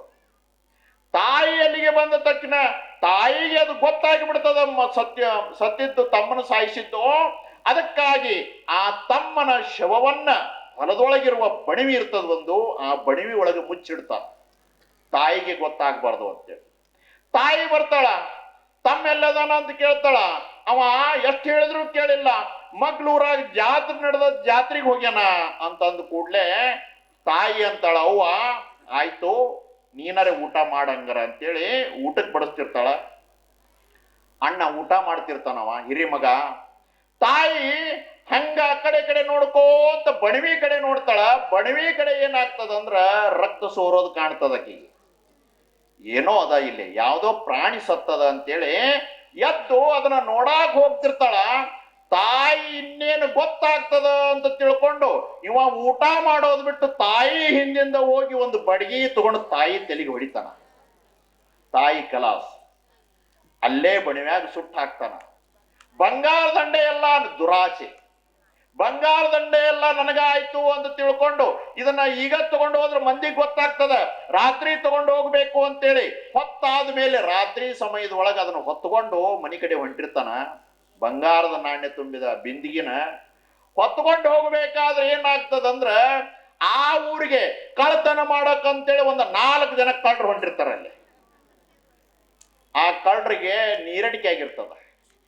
ನೀರಡಿಕೆ ಆಗಿರ್ತದ. ಇವ ಏನೋ ನೀರು ತಗೊಂಡು ಹೊಂಟಾನ ಅಂತ ತಿಳ್ಕೊಂಡು ಏನ್ರಪ್ಪ ನೀರಡಿಕೆ ಆಗ್ಯದ ಒಂದಿಷ್ಟು ನೀರು ಕೊಡ್ತೀರೇನೋ ಅಂದ ಕೂಡ್ಲೆ ಅವಾಗ ಅವ ಅಂತಾನ, ಇದು ಮೀಸಲು ನೀರದ ಹಂಗೆ ಕೊಡಾಕ್ ಬರಂಗಿಲ್ಲ ಅಂತ. ನಾವು ಮೀಸಲು ನೀರದ ಕೊಡಾಕ್ ಬರಂಗಿಲ್ಲ. ಅವ್ರಿಗೆ ಸಂಶಯ ಬರ್ತದ. ಹಂಗಾದ್ರೆ ನೋಡ್ತೇವೆ ನಾವು ಅಂತೇಳಿ ಇಳಿಸ್ತಾರ. ನಾಣ್ಯಗಳು ತುಂಬಿದ ಹಂಡೆ ಇರ್ತದ. ಅದನ್ನು ನೋಡಿ ಕಳ್ರ ಅಂತಾರ, ಇನ್ನು ಮುಂದೆ ಕಳ್ಳತನ ಮಾಡೋದ ಬೇಕಾಗಿಲ್ಲ, ನಾವು ಜೀವನ ಪೂರ್ತಿ ಆಗಿಬಿಡ್ತು ಅಂತೇಳಿ ಅದನ್ನ ಕಸ್ಕೊಂಡ್ ಏನ್ ಮಾಡ್ತಾರಂದ್ರ ಆ ಅಣ್ಣ ಏನಿರ್ತಾನ 4 ಜನ ಕಳ್ರ ಅವನು ಬಡದು ಸಾಯಿಸಿ ಬಿಡ್ತಾರ. ಅಲ್ಲಿ ಅವ್ವ ಸತ್ಲು, ತಮ್ಮ ಸತ್ತ, ಅಣ್ಣ ಸತ್ತ. ಈ ಬಂಗಾರದ ಹಂಡೆ ತಗೊಂಡು ಅಲ್ಲಿ ಊರ್ವರೆಗೆ ಒಂದು ಬಾವಿ ಇರ್ತದ. ಬಾವಿ ಹತ್ರ 4 ಜನ ಕಂಡ್ರು ಹೋಗ್ತಾರ, ಮಾತಾಡ್ಕೊಂತ ಕುತ್ಕೊಳ್ತಾರ. ಈ 4 ಜನ ಇದನ್ನ ಹಂಚ್ಕೊಳ್ಳೋಣ, ಮೊದಲ ಹಸಿವಾಗ್ಯದ ಊಟ ಮಾಡೋಣ, ಅದಕ್ಕ ಈ ಹಂಡೆ ಇಬ್ರು ಕಾಯ್ಕೊಂತ ಕುಂದ್ರೋನು, ಇಬ್ರು ಊರಾಗ ಹೋಗಿ ಊಟ ತರಬೇಕು ಅಂದ ಕೂಡ್ಲೆ ಇಬ್ರು ಊಟ ತರಕ್ ಹೋಗ್ತಾರ. ಇಬ್ರು ಕಾಯ್ಕೊಂತ ಕುತ್ಕೊಳ್ತಾರ ಬಾವಿ ದಂಡಿಗೆ ಆ ಹಂಡೆನ. ಆ ಇಬ್ರು ಊಟ ತರಕ್ ಏನು ಹೋಗಿರ್ತಾರ, ಆ ಊಟ ಕಟ್ಟಿಸಿಕೊಂಡು ಬರಬೇಕಾದ್ರ ಅವ್ರ ತಲೆಯಾಗ ಒಂದು ವಿಚಾರ ಉಳಿತದ. ಏನ್ ಉಳಿತದ ಅಂದ್ರ ಬಂಗಾರ ದಂಡೆ 4 ಮಂದಿ ಹಂಚ್ಕೋಬೇಕಾಗ್ತದ. ನಾವಿಬ್ರ ಹಂಚಿಕೊಂಡ್ರೆ ಬಹಳ ಸಂಪತ್ತು ಸಿಗ್ತದ. ನಾವಿಬ್ರ ಹಂಚ್ಕೊಳ್ಳೋಣ, ಅವ್ರನ್ನ ಕೈಕಾಲು ಕಟ್ಟಿ ಬಾವ್ಯಾಗ ಎತ್ತ ಅಂದ್ರ ಅವ್ರನ್ನ ಸಾಯಿಸ್ಬಿಡೋಣ ಅಂತ ವಿಚಾರ ಮಾಡ್ತಾರ. ಸಾಯಿಸ್ಬಿಡೋಣ ಅಂತಂದು ಕೂಡ್ಲೆ ಊಟ ಕಟ್ಕೊಂಡು ಹೊಂಟಿರ್ತಾರಲ್ಲ, ಆ ಊಟದೊಳಗ ವಿಷ ಹಾಕಿ ತಗೊಂಡ್ ಹೋಗ್ತಾರ. ಅವ್ರು ವಿಷ ಹಾಕಿ ತಗೊಂಡ್ ಹೋಗ್ತಾರ ಅವ್ರು ಸಾಯಿಸ್ಬೇಕು ಅಂತೇಳಿ. ಇತ್ಲಾಗ ಅವ್ರಿಬ್ರು ಹಂಡೆ ಕಾಯ್ಕೊಂತ ಕುಂತಿರ್ತಾರಲ್ಲ, ಅವ್ರು ವಿಚಾರ ಮಾಡ್ತಿರ್ತಾರ, ನಾವಿಬ್ರ ಇದನ್ನ ಹಂಚಿಕೊಳ್ಳೋಣ, ಅವ್ರಿಬ್ರು ಬಂದ ಮೇಲೆ ಅವ್ರ ಕೈಕಾಲು ಕಟ್ಟಿ ಬಾಯಿ ಕಟ್ಟಿ ಬಾಯಾಗ ಹೋಗದ್ ಬಿಡೋಣ, ಅವ್ರನ್ನ ಸಾಯಿಸಿ ನಾವಿಬ್ರು ಹಂಚಿಕೊಳ್ಳೋಣ. ದುರಾಸೆ. ಆಸೆ ಎಷ್ಟಿರ್ತದಂದ್ರೆ ಇದೆಲ್ಲ ನಾವು ಕಾರಣ ಆಗ್ತದ. ಅಷ್ಟೊತ್ತಿಗೆ ಊಟ ತಗೊಂಡು ಬರ್ತಾರ. ಬಂದ ತಕ್ಷಣ ಏನಾಗ್ತದಂತಂದ್ರ ಅವ್ರಿಬ್ರು ಅನ್ಕೊಂಡಿದ್ರಲ್ಲ, ಇವ್ರಿಬ್ರು ಕೈಕಾಲು ಕಟ್ಟಿ ಬಾವಿ ಒಳಗ ಒಗಿತಾರ, ಅವ್ರಿಬ್ರು ಸಾಯ್ತಾರ. ಇವರಿಬ್ರು ಊಟ ಮಾಡಿ ಇಬ್ರು ಹಂಚ್ಕೊಳ್ಳೋಣ ಅಂತೇಳಿ ಊಟ ಮಾಡ್ತಾರ. ಆ ವಿಷದ ಅನ್ನವನ್ನ ಉಂಡು ಅವರಿಬ್ರು ಸಾಯ್ತಾರ. ಎಲ್ಲರೂ ಸಾಯ್ತಾರೆ. ಅಲ್ಲಿ ಏನಾಯ್ತು ಅಂದ್ರೆ ಬಂಗಾರದ ಹಂಡೆ ಇನ್ನೂ ಅಲ್ಲಿ ಅದ. ಬೆಟಗೇರಿ ಮಂದಿಗೆ ಯಾರಿಗೆ ಬೇಕಾದ ತಗೊಂಡ್ಬರ್ಬಹುದು. ದುರಾಸೆ. ಹಿಂಗ ಒಂದು ಊರೊಳಗೆ ಹೇಳ್ಬೇಕಾದ್ರ ಹೇಳೋದು ಮುಗಿತಡಕ್ಕಿಲ್ದ ಅಜ್ಜರ ಅಡ್ರೆಸ್ ಹೇಳ್ರಿ ತಗೊಂಡ್ಬರ್ತೇವೆ ಅಂತ ಒಬ್ಬ ಹೆಣ್ಮಾಳು. ದುರಾಸೆ. ಈ ದುರಾಸೆ ದುಃಖಕ್ಕೆ ಮೂಲ. ಆಸೆ ಅಷ್ಟೊಂದು ಇರ್ತವ. ತೆಲಾಗಿನ ಕೂದಲು ಬೆಳ್ಳಗಾಗಿ, ಬಾಯಾಗಿನ ಹಲ್ಲೆಲ್ಲ ಹೋಗಿ, ಕಿವಿ ಮಂದಗಾಗಿ, ಮುಪ್ಪಾನ್ ಮುದುಕರಾದ್ರೂ ಕೂಡ ಒಳಗ ಆಸೆ ಯೌವನದಿಂದ ಕೂಡಿರ್ತದ. ಯಾವಾಗ್ಲೂ ಯೌವನದಿಂದ ಇರ್ತದ. ಅದಕ್ಕೆ ವಯಸ್ಸಾಗಂಗಿಲ್ಲ. ಇದಕ್ಕೆ ಶರೀರಕ್ಕೆ ವಯಸ್ಸಾಗ್ತದ. ಇನ್ನೊಂದು ಉದಾಹರಣೆ ಹೇಳಬೇಕಂದ್ರೆ, ಒಂದು ಸರಿ ಒಂದು ಊರ್ ಒಳಗ ಒಂದು ದೊಡ್ಡ ಮನಿ, ಮುದುಕ ಮುದುಕಿ, ಮಕ್ಕಳು ಮೊಮ್ಮಕ್ಕಳು ಬಹಳ ಜನ ಇರ್ತಾರ. ವಯಸ್ಸಾಗಿರ್ತದ. ಆ ಮುದುಕ ಮುದುಕಿಗೆ ಬಹಳ ವಯಸ್ಸ, ಏನೋ ಆರೋಗ್ಯ ತಪ್ಪಿ ಬಿಡ್ತದ. ದವಾಖಾನಿಗೆ ಹಾಕ್ತಾರ. ದವಾಖಾನಿಗೆ ಹಾಕಿದ ತಕ್ಷಣ ಒಂದು ರೂಮ್ನ್ಯಾಗ ಒಳಗ ಒಂದು ಮುದುಕಿ, ಒಂದ್ ರೂಮ್ನ್ಯಾಗ ಮುದುಕ. ಅವ ಮಕ್ಕಳು ಮೊಮ್ಮಕ್ಕಳಿಗೆ ಆತಂಕ. ಏನು ಮುದುಕಿ ಸಾಯ್ತದೋ ಮೊದಲ, ಏನು ಮುದುಕ ಸಾಯ್ತದೋ. ಆ ಕಡೆ ಒಮ್ಮೆ ಹೋಗ್ತಾರ, ಈ ಕಡೆ ಹೋಗ್ತಾರ, ಆ ಕಡೆ ನೋಡ್ತಾರ, ಈ ಕಡೆ ನೋಡ್ತಾರ. ಒಂದು ದಿನ ಬೆಳಗ್ಗೆ ಏನಾಯ್ತು ಅಂದ್ರೆ ಮುದುಕಿ ಗೊಟಕ್ ಅಂದ್ ಬಿಡ್ತದ. ಮುದುಕಿ ಗೊಟಕ್ ಅಂದ ತಕ್ಷಣ ಓಡಿ ಬರ್ತಾರೆ ಇವರು. ಅಜ್ಜ ಅಜ್ಜ, ಮುದುಕಿ ಹೋತು ಅಂದ ಕೂಡ್ಲೆ, ಹೌದಾ ನನ್ಗೊಂದು ಇನ್ನೊಂದು ಕನ್ಯೆ ನೋಡ್ರಿ ಅಂದವ್. ಯಾವಾಗ ಹೇಳಿ ಕಾರಣ ಏನು ಅಂದ್ರ ಯೌವನದಿಂದ ಕೂಡಿರ್ತದ ಆಸೆ. ಪರೀಕ್ಷೆ ಮಾಡ್ಕೊಳ್ರಿ ನೀವು. ಆಸೆಯಿಂದನೇ ದುಃಖ. ದುಃಖ ಆ ದುಃಖ ದೂರ ಆಗ್ಬೇಕಾಗಿತ್ತು ಅಂದ್ರ ಆಸೆಯ ನಾಶವೇ ಸುಖದ ಮೂಲ. ಯಾವಾಗ ನಾವು ಆಸೆಯನ್ನು ದೂರ ಮಾಡ್ಕೊಳ್ತೇವೆ, ಆಸೆ ಒಳ್ಳೆಯ ಆಸೆಗಳು ಇರಬೇಕು, ನಮಗೆ ಹಿತವನ್ನು ಸುಖವನ್ನು ಕೊಡುವಂತ ಆಸೆಗಳು ಇರಬೇಕು. ಅಂತ ಆಸೆಗಳಿಗಿದ್ರ ಮನುಷ್ಯನಿಗೆ ಜೀವನದೊಳಗೆ ಸುಖ ಸಿಗುತ್ತದ. ಅದಕ್ಕಾಗಿ ಇವತ್ತು ದುಃಖ ಏನು ಅದ ನಮಗ, ಆ ದುಃಖವನ್ನ ದೂರ ಮಾಡುವಂತವನು ಯಾರು ಅಂದ್ರೆ ರುದ್ರನ ಆಶೀರ್ವಾದ ಬೇಕು. ಅದಕ್ಕಾಗಿನ ದುಃಖಂ ದ್ರಾವಯತಿ ಇತಿ ರುದ್ರ. ಆ ರುದ್ರನನ್ನ ಸಾಕಾರ ಸ್ವರೂಪದ ಒಳಗ ನಾವು ಕಂಡುಕೊಂಡು ಬರ್ತೇವೆ. ರುದ್ರನ ಮಹಿಮೆಯನ್ನ ಎಷ್ಟು ಹೇಳಿದ್ರು ಕೂಡ ಕಡಿಮೆನ. ರುದ್ರ ಅಂದ್ರೆ ದುಷ್ಟರನ್ನ ಶಿಕ್ಷಿಸಿ ಶಿಷ್ಟರ ಪರಿಪಾಲನೆ ಮಾಡುವಂತವನು ರುದ್ರ. ಆ ರುದ್ರನನ್ನ ಕುರಿತು ಸರ್ವಜ್ಞ ಕವಿ ಒಂದು ಸುಂದರವಾಗಿರುವಂತ ವಚನ ಬರ್ಕೊಂಡು ಬರ್ತಾರೆ. ಇದ್ದಲಿಂ ಕರೆದಿಲ್ಲ, ಬುದ್ಧಿಯಂ ಹಿರಿದಿಲ್ಲ, ಸಿದ್ಧರಿಂದ ಅಧಿಕ ಬಲರಿಲ್ಲ, ಪರದೈವ ರುದ್ರನಿಂದಿಲ್ಲ ಸರ್ವಜ್ಞ. ಇದ್ದಿಲಿಂ ಕರೆದಿಲ್ಲ, ಇದ್ಲಿ ಎಲ್ಲ ಹೋಗೇ ಬಿಟ್ಟವ್, ಗ್ಯಾಸ್ ಬಂದವ, ಇದ್ಲಿ ನೋಡಿಲ್ಲ. ಬಹಳ ಜನ ಈಗಿನ ಹುಡುಗರು ಇದ್ದಿನ ನೋಡಿಲ್ಲ. ಇದ್ಲಿ ಎಷ್ಟು ಕರ್ರಾಗಿರ್ತದ, ಅದರಂತ ಕಪ್ಪನ ವಸ್ತು, ಅದರಂತ ಕರ್ರನ ವಸ್ತು ಎಲ್ಲಿಯೂ ಕೂಡ ಸಿಗೋದಿಲ್ಲ, ಅಷ್ಟು ಕರ್ರಾಗಿರ್ತದೆ.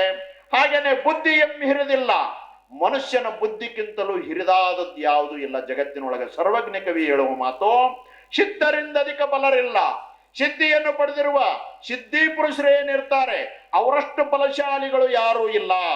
ಹಾಗೇನೆ ಪರದೈವ ರುದ್ರನಿಂದಿಲ್ಲ ಸರ್ವಜ್ಞ. ಪರದೈವ ಅಂದ್ರೆ ಏನು ದೇವಾನುದೇವತೆಗಳನ್ನ ನಾವು ನೋಡ್ಕೊಂಡು ಬರ್ತೇವೆ. ಎಲ್ಲ ದೇವತೆಗಳಿಗೆ ದೇವತೆ ಯಾರು ಅಂದ್ರೆ, ದೇವರು ಯಾರು ಅಂದ್ರೆ ರುದ್ರ. ಆ ರುದ್ರನನ್ನ ನಾವು ಕಂಡುಕೊಂಡು ಬರ್ತೇವೆ. ಹೀಗೆ ರುದ್ರನ ಆರಾಧನೆ ಪ್ರಾಚೀನ ಕಾಲದಿಂದಲೂ ಅದ. ಹಾಗೇನೆ ಬಸವಣ್ಣನವರು ಒಂದು ವಚನವನ್ನು ಬರ್ಕೊಂಡು ಬರ್ತಾರೆ. ವಿಷ್ಣು ಕರ್ಮಿ ರುದ್ರ ನಿಷ್ಕರ್ಮಿ, ಕ್ರಮವನ್ನರಿಯದೆ ನುಡಿವಿರೋ. ನೋಡ್ರಿ ಈ ವಚನದ ಒಳಗೆ ಎಷ್ಟು ಸುಂದರವಾಗಿ ಹೇಳ್ತಾರಂದ್ರೆ, ವಿಷ್ಣು ಕರ್ಮಿ ರುದ್ರ ನಿಷ್ಕರ್ಮಿ, ಕ್ರಮವನ್ನರಿಯದೆ ನುಡಿವಿರೋ, ವೇದ ಶ್ರುತಿಗಳ ತಿಳಿಯಲರಿಯದೆ ವಾದವ ಮಾಡುವರೆಲ್ಲ ಕೇಳಿ. ಬಸವಣ್ಣವರ ಮಾತಿನ ಅರ್ಥ ಏನು ಅಂದ್ರೆ, ವೇದ ಶ್ರುತಿ ಆಗಮ ಉಪನಿಷತ್ತು ಇವನ್ನೆಲ್ಲ ತಿಳ್ಕೋಬೇಕಂತ ಹೇಳ್ತಾರ ಅವರು. ಆದ್ರೆ ಬಹಳ ಜನ ಕೆಲವೊಂದು ವಚನಗಳನ್ನು ಹಿಡ್ಕೊಂಡು ಆಗಮಗಳನ್ನು ಮುಗ ಕೊಯ್ಯುವೆ, ವೇದಗಳಿಗೆ ವಿರೋಧ ಮಾಡಿದ್ರು, ವೇದಗಳನ್ನ ಓದ್ಬೇಡ್ರಿ ಅಂದ್ರು ಹೇಳ್ಕೊಂತ ಅಡ್ಡಾಡ್ತಾರ. ಆದ್ರೆ ಈ ವಚನದೊಳಗೆ ಅವ್ರು ಹೇಳ್ತಾರೆ ಬಸವಣ್ಣವರು, ವೇದ ಶ್ರುತಿಗಳ ತಿಳಿಯಲರಿಯದೆ ವಾದವ ಮಾಡುವರೆಲ್ಲ ಕೇಳಿ. ಆ ವೇದ ಶ್ರುತಿಗಳನ್ನ ತಿಳ್ಕೊಂಡು ನಾವು ಮಾತಾಡ್ಬೇಕು, ವಾದವನ್ನ ಮಾಡ್ಬೇಕು, ಹಂಗ ಯಾರು ಮಾತಾಡಬಾರದು. ಮುಂದೆ ಹೇಳ್ತಾರೆ, ವಿಷ್ಣು ನಾನಾ ಯೋನಿಯಲ್ಲಿ ಬಾರದ ಭವಂಗಳ ಬರುತ್ತಿಪ್ಪ. ವಿಷ್ಣುವಿನ ದಶಾವತಾರ ನಾವು ಕಾಣ್ತೇವೆ. ಆ ಒಂದೊಂದು ಜನ್ಮದ ಒಳಗ ತಂದೆ ತಾಯಿ ಗರ್ಭದ ಒಳಗ ಜನ್ಮ ತಾಳ್ಕೊಂಡು ಬರೋದನ್ನ ನಾವು ಕಾಣ್ತೇವೆ. ಆದ್ರೆ ಇಲ್ಲಿ ಹೇಳ್ತಾರೆ, ರುದ್ರ ನಾವ ಯೋನಿಯಲ್ಲಿ ಬಂದನೆಂದು ನೀವು ಹೇಳಿರೋ ಕೂಡಲ ಸಂಗಮ ದೇವ. ರುದ್ರನ ಜನನ, ರುದ್ರನ ಅವತಾರ ಹೆಂಗ ಹಾಕೊಂಡು ಬರ್ತದಂದ್ರೆ, ಸಾಕ್ಷಾತ್ ನಿರಾಕಾರ ನಿರ್ಗುಣನಾಗಿರುವಂತ ಮಹಾರುದ್ರನ ಸಾಕಾರ, ಅಲ್ಲಿಂದ ಜನನ ಆಗಿ ತಕೊಂಡು ಬಂದಿರುವ ತಂದೆ ತಾಯಿಗಳಿಲ್ಲ. ಆ ರುದ್ರ ಅಯೋನಿಜ ಅನ್ನುವಂತ ಮಾತು ಬರ್ತದ. ಹೀಗೆ ರುದ್ರ ಐತಿಹಾಸಿಕ ವ್ಯಕ್ತಿ. ಐತಿಹಾಸಿಕ ವ್ಯಕ್ತಿ ಅವನು ಇದ್ದಂತವನು ಮೊದಲು ಒಂದು ಕಾಲಕ್ಕೆ. ಅವನ ಆರಾಧನೆ ಪರಂಪರೆ ಒಳಗನ ನಾವು ಬೆಳ್ಕೊಂಡು ಬಂದಿರ್ತೇವೆ. ಇಡೀ ಭಾರತ ದೇಶದ ಒಳಗ ರುದ್ರನ ಪೂಜೆಯನ್ನ ಎಲ್ಲಿ ನಾವು ಕಾಣ್ತೇವೆ ಅಂದ್ರೆ, ಉಜ್ಜಯಿನಿಯ ಮಹಾಕಾಳೇಶ್ವರ. ರುದ್ರನಿಗೆ ತಾಮಸ ಪೂಜೆ ನಡೆಯದೆ ಆ ಒಂದು ಜಾಗದೊಳಗೆ ಬಿಟ್ಟು ಎಲ್ಲೂ ನಡೆಯಂಗಿಲ್ಲ. ಅಲ್ಲಿ ರುದ್ರನ ಆರಾಧನೆಯನ್ನ ನಾವು ಕಾಣ್ಕೊಂಡು ಬರ್ತೇವೆ. ಆ ಉತ್ತರ ಭಾರತದೊಳಗೆ ರುದ್ರನ ಆರಾಧನೆ ಕೆಲವೊಂದು ಕ್ಷೇತ್ರಗಳದಾವ. ಹೀಗೆ ವಿವರಣೆ ನಾವು ಕಂಡುಕೊಂಡು ಬರ್ತೇವೆ. ರುದ್ರ ಅವನ ವರ್ಣ ಯಾವುದು ಅಂತಂದ್ರೆ ಕೆಂಪು ವರ್ಣ. ಹಾಗೇನೆ ಅವನು ದಿಗಂಬರ. ನಾಗಾ ಸಾಧುಗಳು ಟಿವಿ ಒಳಗೆ ನೀವೆಲ್ಲ ನೋಡಿರಿ, ದಿಗಂಬರರಾಗಿರ್ತಾರೆ, ತ್ರಿಶೂಲ ಹಿಡಿದಿರ್ತಾರೆ, ಮೈಗೆಲ್ಲ ವಿಭೂತಿ ಬಡ್ಕೊಂಡಿರ್ತಾರೆ, ಸ್ಮಶಾನದ ಬೂದಿಯನ್ನ. ನಾಗಾ ಸಾಧುಗಳನ್ನ ಇವತ್ತಿಗೂ ನಾವು ಕಂಡುಕೊಂಡು ಬರ್ತೇವೆ. ಆ ಬುಡಕಟ್ಟಿನ ಅಧಿದೇವ ಯಾರು ಅಂದ್ರೆ ರುದ್ರ, ಅವನು ದಿಗಂಬರ. ಹಾಗೇನೆ ಅವನ ತತ್ವ ಅಗ್ನಿ ತತ್ವ. ಹಾಗೇನೆ ಅವನ ಲೀಲೆಗಳು 11 ಲೀಲೆಗಳದವ. ಉಗ್ರ ಸ್ವರೂಪದ ಲೀಗು, ರುದ್ರಾಕ್ಷಿ ಜನನದ ಕಥೆ ಅದ, ತ್ರಿಪುರಾಸುರ ಸಂಹಾರ ಲೀಲೆ. ಈ 11 ಲೀಲೆಗಳು ಉಗ್ರ ಸ್ವರೂಪದ ಲೀಲೆಗಳು, ರುದ್ರನ ಲೀಲೆಗಳು. ಇದು ನೆನಪಿರ್ಲ ಅಂಕಿ ನಿಮ್ಗೆ ಮುಂದೆ ಕೇಳ್ತಾನೆ. ರುದ್ರನ 11 ಲೀಲೆಗಳನ್ನ ನಾವು ಕಂಡುಕೊಂಡು ಬರ್ತೇವೆ. ಹಾಗೇನೆ ರುದ್ರನ ಹೆಸರಿನಿಂದ ಹಲವಾರು ವಸ್ತುಗಳನ್ನ ನಾವು ಬಳಸ್ತೇವೆ. ಆದ್ರ ಅವು ರುದ್ರನ ವಸ್ತುಗಳು ಅನ್ನೋದು ನಿಮ್ಗೆ ಗೊತ್ತಿಲ್ಲ. ನೀವು ಮನೆ ಒಳಗೆ ಬಳಸ್ತಿರ್ತೀರಿ, ಕೆಲವೊಬ್ಬರಿಲ್ಲ. ಆ ರುದ್ರನ ವಸ್ತುಗಳು ಯಾವುದು ಅಂತಂದ್ರೆ ರುದ್ರಗಂಬಳಿ. ರುದ್ರಗಂಬಳಿ ಯಾವುದು? ಪೂಜಾ ಕುತ್ಕೊಂಡಾಗ ಬಿಳಿ ಕಂಬಳಿ ಇರ್ತಾವ ನೋಡ್ರಿ, ಸಣ್ಣ ಸಣ್ಣ ಬಿಳಿ ಕಂಬಳಿ ಹಾಕೊಳ್ಳಂಗಿಲ್ಲ, ಅದಕ್ಕ ರುದ್ರಗಂಬಳಿ ಅಂತ ಕರ್ಕೊಂಡು ಬರ್ತಾರ. ಅದನ್ನ ಹಾಕೊಂಡು ಕುಂತಾಗ ನಾವು ರುದ್ರ ಸ್ವರೂಪಿಗಳಾಗ್ತವೆ. ರುದ್ರೋಭೂತ್ವ ರುದ್ರಮ್ಯಜೆ, ರುದ್ರನಾಗಿ ರುದ್ರನನ್ನ ಪೂಜೆ ಮಾಡೋದು ಒಂದು ವಿವರಣೆ ಬರ್ತದ. ಹಾಗೇನೆ ರುದ್ರಪುಷ್ಪ. ರುದ್ರಪುಷ್ಪ ಹೂವು. ರುದ್ರನ ಹೂವು ಯಾವುದು? ರುದ್ರನ ಹೂವು ಯಾವುದು ಅಂದ್ರೆ ಕೆಂಪು ದಾಸವಾಳ ಹೂವ, ರುದ್ರನ ಪುಷ್ಪ. ಹಾಗೇನೆ ರುದ್ರಗಿಂಡಿ. ರುದ್ರಗಿಂಡಿ ಅಂದ್ರೆ ಯಾವುದು? ರುದ್ರಗಿಂಡಿ ಅಂದ್ರೆ ಅಭಿಷೇಕಕ್ಕೆ ಮ್ಯಾಗ ಗಿಂಡಿ ಕಟ್ಟಿರ್ತಿರಲ್ಲ, ಅದಕ್ಕೆ ರುದ್ರಗಿಂಡಿ ಅಂತ ಕರೀತಾರ. ಸ್ವಾಮಿಗಳು ಲಿಂಗ ಪೂಜೆ ಮಾಡ್ಕೋಬೇಕಾದ್ರೆ ಒಂದು ಗಿಂಡಿ ಹಿಡ್ಕೊಂಡಿರ್ತಾರೆ, ಜಲಧಾರೆ ಬೆಳೆದಿರ್ತದ, ಅದಕ್ಕೆ ರುದ್ರಗಿಂಡಿ ಅಂತ ಕರೀತಾರೆ. ಆದ್ರೆ ಶಿವಗಿಂಡಿ ಅಂತ ಕರೆಯಂಗಿಲ್ಲ ಅದಕ್ಕ. ಇದು ಸ್ವಲ್ಪ ಭೇದ, ಬೇರೆ ಬೇರೆ ಹೆಂಗ ಅನ್ನೋದು, ಶಿವ ಹೆಂಗ ಬೇರೆ ರುದ್ರ ಹೆಂಗ ಬೇರೆ ಅನ್ನೋದು ಗೊತ್ತಾಗ್ತದೆ ನಿಮಗ್ ಮುಂದ. ಅದಕ್ಕ ರುದ್ರಗಿಂಡಿ ಅಂತ ಕರಿತೇವೆ ವಿನಃ ಶಿವಗಿಂಡಿ ಅಂತ ಕರೆಯಂಗಿಲ್ಲ. ಅದು ರುದ್ರಗಿಂಡಿ ಅಂತ ನಾವು ಕರ್ಕೊಂಡು ಬರ್ತೇವೆ. ಹಾಗೇನೆ ರುದ್ರಾಭಿಷೇಕ. ರುದ್ರಾಭಿಷೇಕ ಅಂದ್ರ ಶಿವಾಭಿಷೇಕ ಅಂತಿರ್ತೀರಿ ನೀವೆಲ್ಲ, ಆದ್ರೆ ಕಡಿಮೆ. ಹೆಚ್ಚು ನೀವೇನ್ ಮಾಡ್ತೀರ ಅಂದ್ರೆ ರುದ್ರಾಭಿಷೇಕ ಮಾಡಿಸ್ಬೇಕು ಅಂತೇಳಿ. ರುದ್ರಾಭಿಷೇಕದ ಮಂತ್ರಗಳೆಲ್ಲ ರುದ್ರನನ್ನ ಕುರಿತೇ ಇರುವಂತ ಮಂತ್ರಗಳು. ಅದಕ್ಕಾಗಿನ ರುದ್ರಾಭಿಷೇಕ ಅಂತ ನಾವು ಕಾಣ್ತೇವೆ. ಹಾಗೇನೆ ರುದ್ರಾಕ್ಷಿಗೆ ಏನಂತ ಕರಿತೀರಿ? ರುದ್ರಾಕ್ಷಿನ ಅಂತ ಕರಿತೀರಿ. ಶಿವಾಕ್ಷಿ ಅಂತೀರಿ ನೀವು, ಶಿವಾಕ್ಷಿ ಅಂತೀರಿ. ಆದ್ರ ಹೇಳಬೇಕಾದ್ರ ಶಿವನ ಕಣ್ಣಿನಿಂದ ಹುಟ್ಟಿತು ಅಂತ ಹೇಳ್ತೀರಿ ನೀವು. ಶಿವನ ಕಣ್ಣಿನಿಂದ ಹುಟ್ಟಿತು ಅಂದ್ಮೇಲೆ ಶಿವಾಕ್ಷಿ ಅನ್ಬೇಕಾಗಿತ್ತಲ್ಲ. ಶಿವಾಕ್ಷಿ ಅನ್ನೋದಿಲ್ಲ, ಇದಕ್ಕ ರುದ್ರಾಕ್ಷಿ ಅಂತ ಕರಿತೇವೆ. ಕಾರಣ ಏನು ಅಂದ್ರೆ ರುದ್ರನ ನೇತ್ರದಿಂದ ಹುಟ್ಟಿರುವಂತದ್ದು, ಜನಿಸಿರುವಂತದ್ದು ರುದ್ರಾಕ್ಷಿ. ಅದಕ್ಕೆ ರುದ್ರಾಕ್ಷಿ ಅಂತ ನಾವು ಕರ್ಕೊಂಡು ಬರ್ತೇವೆ. ಹಾಗೇನೆ ರುದ್ರಾನ್ನ. ರುದ್ರಾನ್ನ. ರುದ್ರಾನ್ನ ಯಾವುದು? ಸಜ್ಜಕ. ಸಜ್ಜಕ ಏನದಲ್ಲ ರುದ್ರಾನ್ನ ಅಂತ ಕರ್ಕೊಂಡು ಬರ್ತಾರ. ಮಾಡ್ಯಾರನ್ರಿ 2-3 ದಿನ ಊಟ ಮಾಡಕತ್ತೀರಿ, ಸಜ್ಜಕ ಮಾಡ್ಯಾರ, ಅದು ರುದ್ರಾನ್ನ. ಹಾಗೇನೆ ಮುಂದೆ ಹೇಳ್ತಾರೆ ರುದ್ರವೀಣೆ. ಸಂಗೀತಗಾರರು ನುಡಿಸ್ತಾರೆ, ರುದ್ರವೀಣೆ ಬರ್ತದೆ, ರುದ್ರವೀಣೆ. ಹಾಗೇನೆ ರುದ್ರಕಳೆ, ಉಗ್ರ ಸ್ವರೂಪದ ಕಳೆಗೆ ರುದ್ರಕಳೆ ಅಂತ ಕರ್ಕೊಂಡು ಬರ್ತಾರೆ. ಹಾಗೇನೆ ರುದ್ರಭೂಮಿ, ಸ್ಮಶಾನ. ಆ ರುದ್ರಭೂಮಿಗೆ ಶಿವಭೂಮಿ ಅನ್ನಂಗಿಲ್ಲ ನೀವು. ಯಾಕ? ರುದ್ರನಿರುವ ಜಾಗ, ಅದಕ್ಕೆ ರುದ್ರಭೂಮಿ ಅಂತ ಕರ್ಕೊಂಡು ಬರ್ತೇವೆ, ಶಿವಭೂಮಿ ಅಂತ ಕರೆಯಂಗಿಲ್ಲ. ರುದ್ರಭೂಮಿ ಅಂತ ನಾವು ಕರ್ಕೊಂಡು ಬರ್ತೇವೆ. ಹಾಗೇನೆ ರುದ್ರಗಮ್ಮರಿ, ರುದ್ರ ತಾಂಡವ. ಪ್ರಕೃತಿ ಒಳಗ ವಿಕೋಪ ಆಯ್ತು ಅಂತಂದ್ರ ಶಿವತಾಂಡವ ಅನ್ನಂಗಿಲ್ಲ, ಅದಕ್ಕೆ ನೀವು ರುದ್ರ ತಾಂಡವ ಅಂತೀರಿ. ಸುನಾಮಿ ಆಯ್ತು, ಬಿರುಗಾಳಿ ಬೀಸ್ತು, ಪ್ರಕೃತಿ ಒಳಗ ರುದ್ರ ತಾಂಡವ ಅಂತೇಳಿ ಟಿವಿ ಒಳಗ ತೋರಿಸ್ತಾರ. ರುದ್ರ ತಾಂಡವ ಅಂದ್ರೆ ಉಗ್ರ ಸ್ವರೂಪದ ಆ ಒಂದು ಇದನ್ನ ನಾವು ಕಂಡುಕೊಂಡು ಬರ್ತೇವೆ. ಹೀಗೆ ರುದ್ರ ನಿರಾಕಾರ ನಿರ್ಗುಣ ಪರಮಾತ್ಮನ ಸಾಕಾರ ಸ್ವರೂಪವೇ ರುದ್ರ. ಅವನದು 11 ಲೀಲೆಗಳು. ಅವನ ಧರ್ಮ ಪತ್ನಿ ಯಾರು ಅಂತಂದ್ರೆ ಕಾಳಿ. ಭದ್ರಕಾಳಿ ಬೇರೆ, ಕಾಳಿ ಬೇರೆ.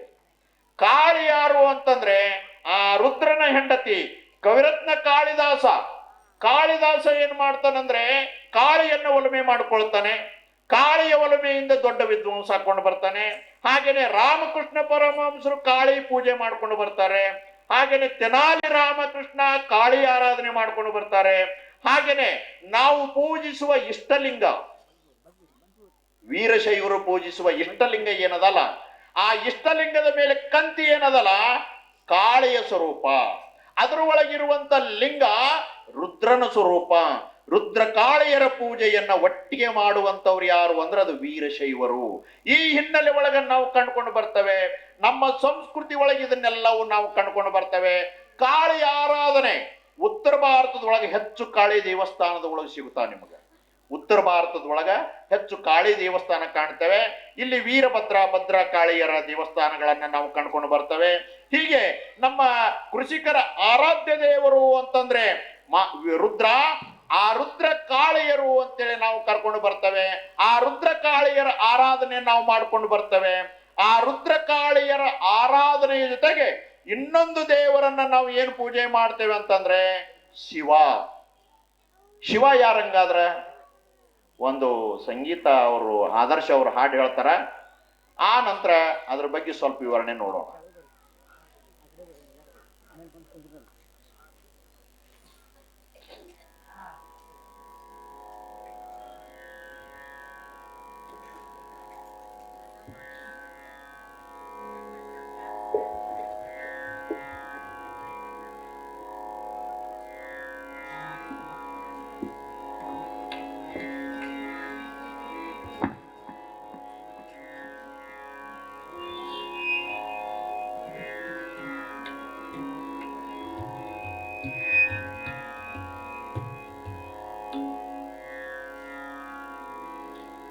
ಒಬ್ಬರ ಮನವ ನೋಯಿಸಿ ಒಬ್ಬರ ಮನೆಯ ಘಾತವ ಮಾಡಿ, ಒಬ್ಬರ ಮನವ ನೋಯಿಸಿ ಒಬ್ಬರ ಮನೆಯ ಘಾತವ ಮಾಡಿ, ಒಬ್ಬರ ಮನವ ನೋಯಿಸಿ ಒಬ್ಬರ ಮನೆಯ ಘಾತವ ಮಾಡಿ, ಪಾವನ ಗಂಗೆಯ ಮುಳಗಿದಡೆ ನಾಗುವುದಯ್ಯ. ಪಾವನ ಗಂಗೆಯ ಮುಳಗಿದಡೆ ನಾಗುವುದಯ್ಯ. ಪಾವನ ಗಂಗೆಯ ಮುಳಗಿದಡೆ ನಾಗುವುದಯ್ಯ. ಪಾವನ ಗಂಗೆಯ ಮುಳಗಿದಡೆ ನಾಗುವುದಯ್ಯ. ಒಬ್ಬರ ಮನವ ನೋಯಿಸಿ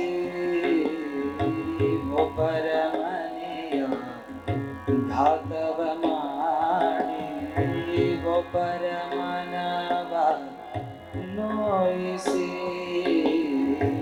ಒಬ್ಬರ ಮನೆಯ ಘಾತವ ಮಾಡಿ.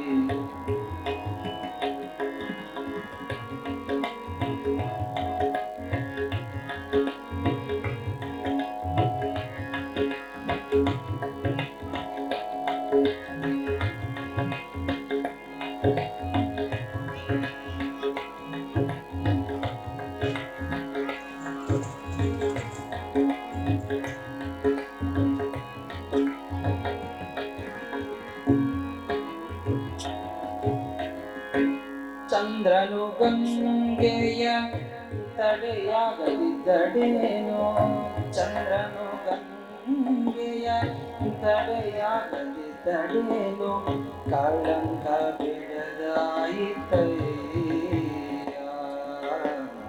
ಕಳಂಕ ಬಿಡದಾಯಿತಯ್ಯ.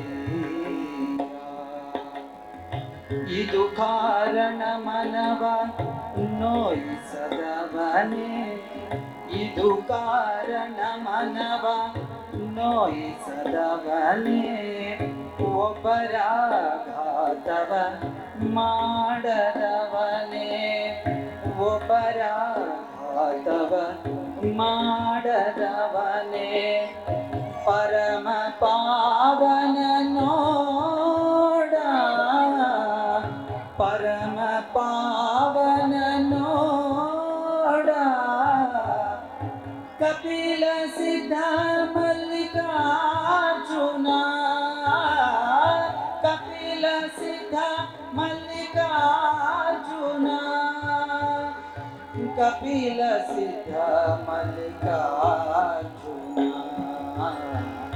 ಕಪಿಲ ಸಿದ್ಧ ಮಲ್ಲಿಕಾರ್ಜುನ.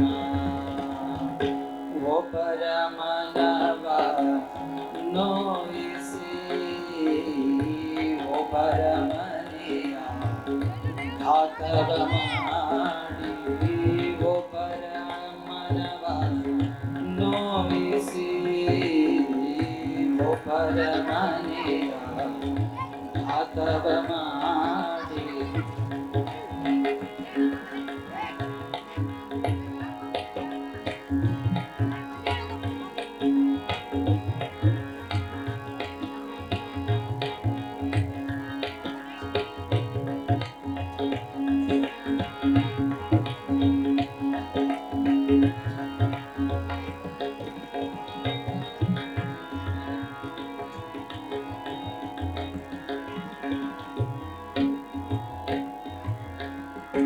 ಚಂದ್ರನು ಗಂಗೆಯ ತಡೆಯಾಗದಿದ್ದಡೇನು ಚಂದ್ರನು ಗಂಗೆಯ ತಡೆಯಾಗದಿದ್ದಡೇನು ಕಾಳಂಕ ಬಿಡದಾಯಿತಯ್ಯ ಕಾಳಂಕ ಬಿಡದಾಯಿತಯ್ಯ ಇದು ಕಾರಣ ಮನವ ನೋಯಿಸದವನೇ ಇದು ಕಾರಣ ಮನವ ನೋಯಿಸದವನೇ ಒಬ್ಬರ ಘಾತವ ಮಾಡದವನೇ ಒಬ್ಬರ ಘಾತವ ಮಾಡದವನೇ ಪರಮ ಪಾವನ ನೋಡ ಪರಮ ಪಾವನ ನೋಡ ಕಪಿಲ ಸಿದ್ಧ ಮಲ್ಲಿಕಾರ್ಜುನ ಕಪಿಲ ಸಿದ್ಧ ಮಲ್ಲಿಕಾರ್ಜುನ ಕಪಿಲ ಸಿದ್ಧ ಮಲ್ಲಿಕಾರ್ಜುನ ಕಪಿಲ ಸಿದ್ಧ ಮಲ್ಲಿಕಾರ್ಜುನ ಒಬ್ಬರ ಮನವ ನೋಯಿಸಿ ಒಬ್ಬರ ಮನೆಯ ಘಾತವ ಮಾಡಿ ಒಬ್ಬರ ಮನವ ನೋಯಿಸಿ ಒಬ್ಬರ ಮನೆಯ ಘಾತವ ಮಾಡಿ ಪಾವನ ಗಂಗೆಯ ಮುಳಗಿದಡೇನಾಗುವುದಯ್ಯ ಪಾವನ ಗಂಗೆಯ ಮುಳಗಿದಡೇನಾಗುವುದಯ್ಯ ಪಾವನ ಗಂಗೆಯ ಮುಳಗಿದಡೇನಾಗುವುದಯ್ಯ ಪಾವನ ಗಂಗೆಯ ಮುಳಗಿದಡೇನಾಗುವುದಯ್ಯ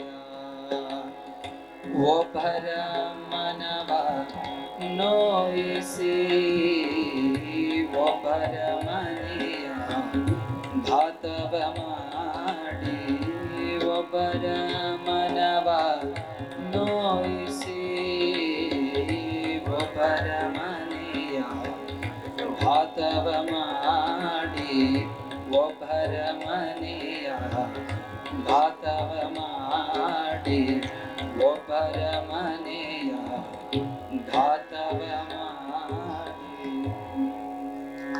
ಶಿವಸಾಂಬ ಜೈ ನಮಃ ಪಾರ್ವತಿ ಶಿವ ಹರ ಹರ ಮಹಾದೇವ ಭದ್ರಕಾಳಿ ಸಮೇತ ವೀರಭದ್ರೇಶ್ವರ ಮಹಾರಾಜ್ ಕಿ.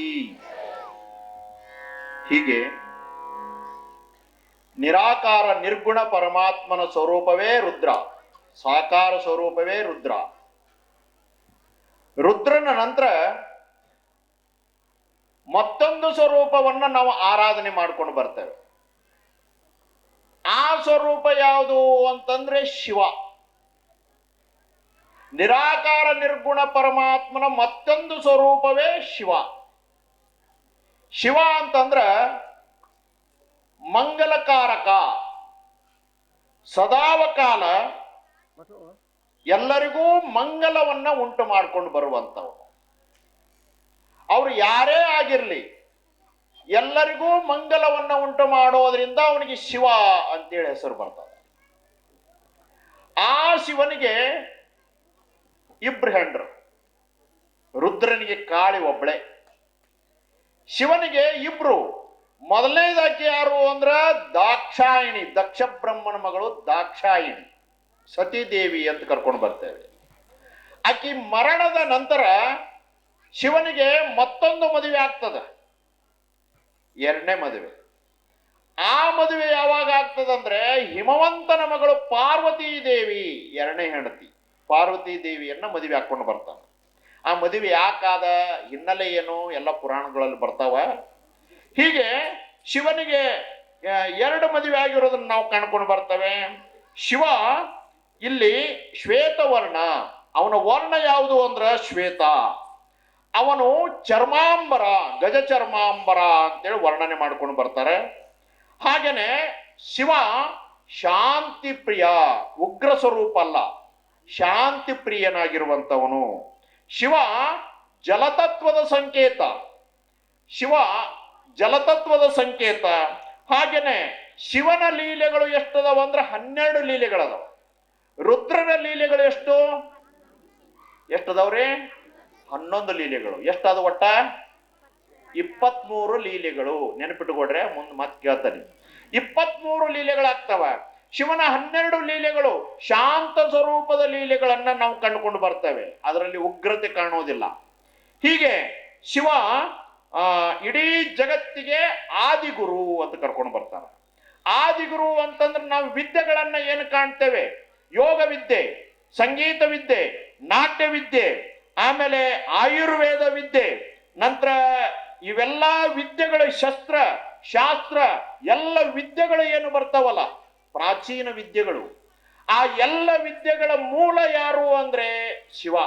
ಅದಕ್ಕಾಗಿ ಅವನಿಗೆ ಆದಿಗುರು ಅಂತ ಕರ್ಕೊಂಡು ಬರ್ತಾರೆ. ಹೀಗೆ ಶಿವ ಆ ರುದ್ರನ ಮತ್ತೊಂದು ಸ್ವರೂಪ ಅಂತನೂ ಕೂಡ ಹೇಳ್ಕೊಂಡು ಬರ್ತಾರೆ. ರುದ್ರನಿಗೆ ಶಿವ ಅಂತ ಯಾವಾಗ ಹೆಸರು ಬರ್ತದ ಅಂತಂದ್ರೆ ಆಗಮಗಳ ಕಾಲಕ್ಕ ರುದ್ರನ ಹೆಸರು ಕಡಿಮೆ ಆಗಿ ಶಿವ ಅನ್ನುವ ಹೆಸರು ಪ್ರಾರಂಭ ಆಯಿತು ಅನ್ನೋದನ್ನು ಹೇಳ್ಕೊಂಡು ಬರ್ತಾರೆ. ಹೀಗೆ ನಾವು ಆರಾಧಿಸುವ ದೇವರಲ್ಲಿ ರುದ್ರ ಮತ್ತು ಶಿವನನ್ನ ನಾವು ಕಂಡುಕೊಂಡು ಬರ್ತೇವೆ. ಶಿವನನ್ನ ಕಂಡುಕೊಂಡು ಬರ್ತೇವೆ. ಈ ಎರಡರಲ್ಲಿ ವೀರಭದ್ರ ದೇವರು, ವೀರಭದ್ರ ದೇವರು ಶಿವನ ಮಗನೋ ರುದ್ರನ ಮಗನೋ? ಈಗ ಹೇಳ್ರಿ ನೀವು. ಇಷ್ಟೊತ್ತನ ಕೇಳಿದ್ರಲ್ಲ, ಯಾರ ಮಗ ಅನ್ಸತ್ ನಿಮ್ಗೆ ಯಾರ ಮಗ ಅನ್ಸುತ್ತ?